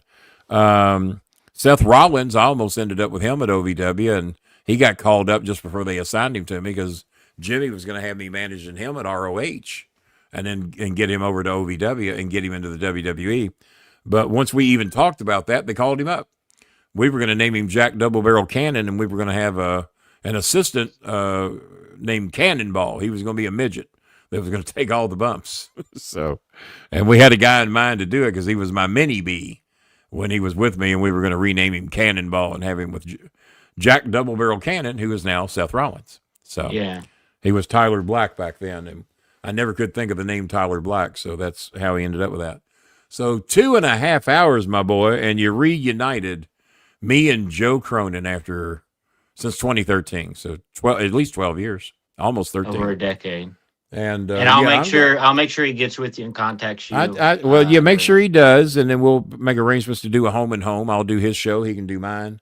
We got to have Jennifer on it. Jennifer, have you ever done the show? Have you ever come on as a guest? Yeah, she's on. She's a champion. So like every 6 months or so, Joe gives away a belt. The donators, fund this belt. Well, then I'm only coming back under one circumstance. I want Jennifer on the show with us. Yes. I want Jennifer on the show with us. Well, she has her connection issues being in the mountains. Well, she lives in the fucking woods. She lives out there where Batista runs around at terrorizing people. So we got to factor that in. Or maybe we get her Starlink. Maybe we get her that. That'll work. She's the current. Okay. All right. Well, see, I'm learning shit here. Well, eventually. We got Kenny Bolin to be monetized this channel. We got Kenny Bolin and Bullfrog to talk to each other. There's a guy named Bullfrog on the show. Yeah. Well, that sounds entertaining. Give me the Bullfrog. All right. Well, boss, I have got to get out of here. My dogs have not had dinner yet, and nor have I. And I normally have dinner at 6:00, and it's now 8:37. Well, go eat. Go get something to eat, and I'll get Cronin and get with you and everything, and we'll take care of all that and get you squared away. Boss. So, kick me out of here, baby. Y'all have a good one. Thank you. Thank you, brother. Appreciate it. Ladies and gentlemen, it's a whole new horizon on the channel. We're going to bring in all kinds of celebrities on. This was very, I don't want to say overwhelming for me, but kind of emotional and, very positive, of course. Um, but who would have thought? Who would have thought? It was hard to keep this a secret. Only a couple people knew. Shout out to Fuego, Jacob RP. Um, but this is very hard secret to keep. We booked this for the community. More to come. I mean, look, there's all kinds of celebrities you can get a hold of on X. You just have to take the time to do it. Stop being lazy and make something. And we did tonight. I didn't even know Cronin was going to pop on, to be honest. I didn't know that, but everyone appreciates you. Hopefully Cronin will go live tonight. You know what I'm saying? Maybe review this or something. Shout out Joe Cronin show and then Kenny Bolin channel on YouTube. Everyone subscribe to that. He's live all the time. So we'll be getting Joe and Kenny Bolin on the show. That'd be nice. Coming up too. So everyone, stay tuned. God bless. Maybe we'll do a political show one day with Kenny Bolin. That'd be nice. Sub to the channel, the replay value, everything. Sub to all the community channels. Holidays are coming up. You know what I'm saying? Let's make some content together, everyone, and have fun. That's the most important part, having fun, being entertained. Thank you, everyone.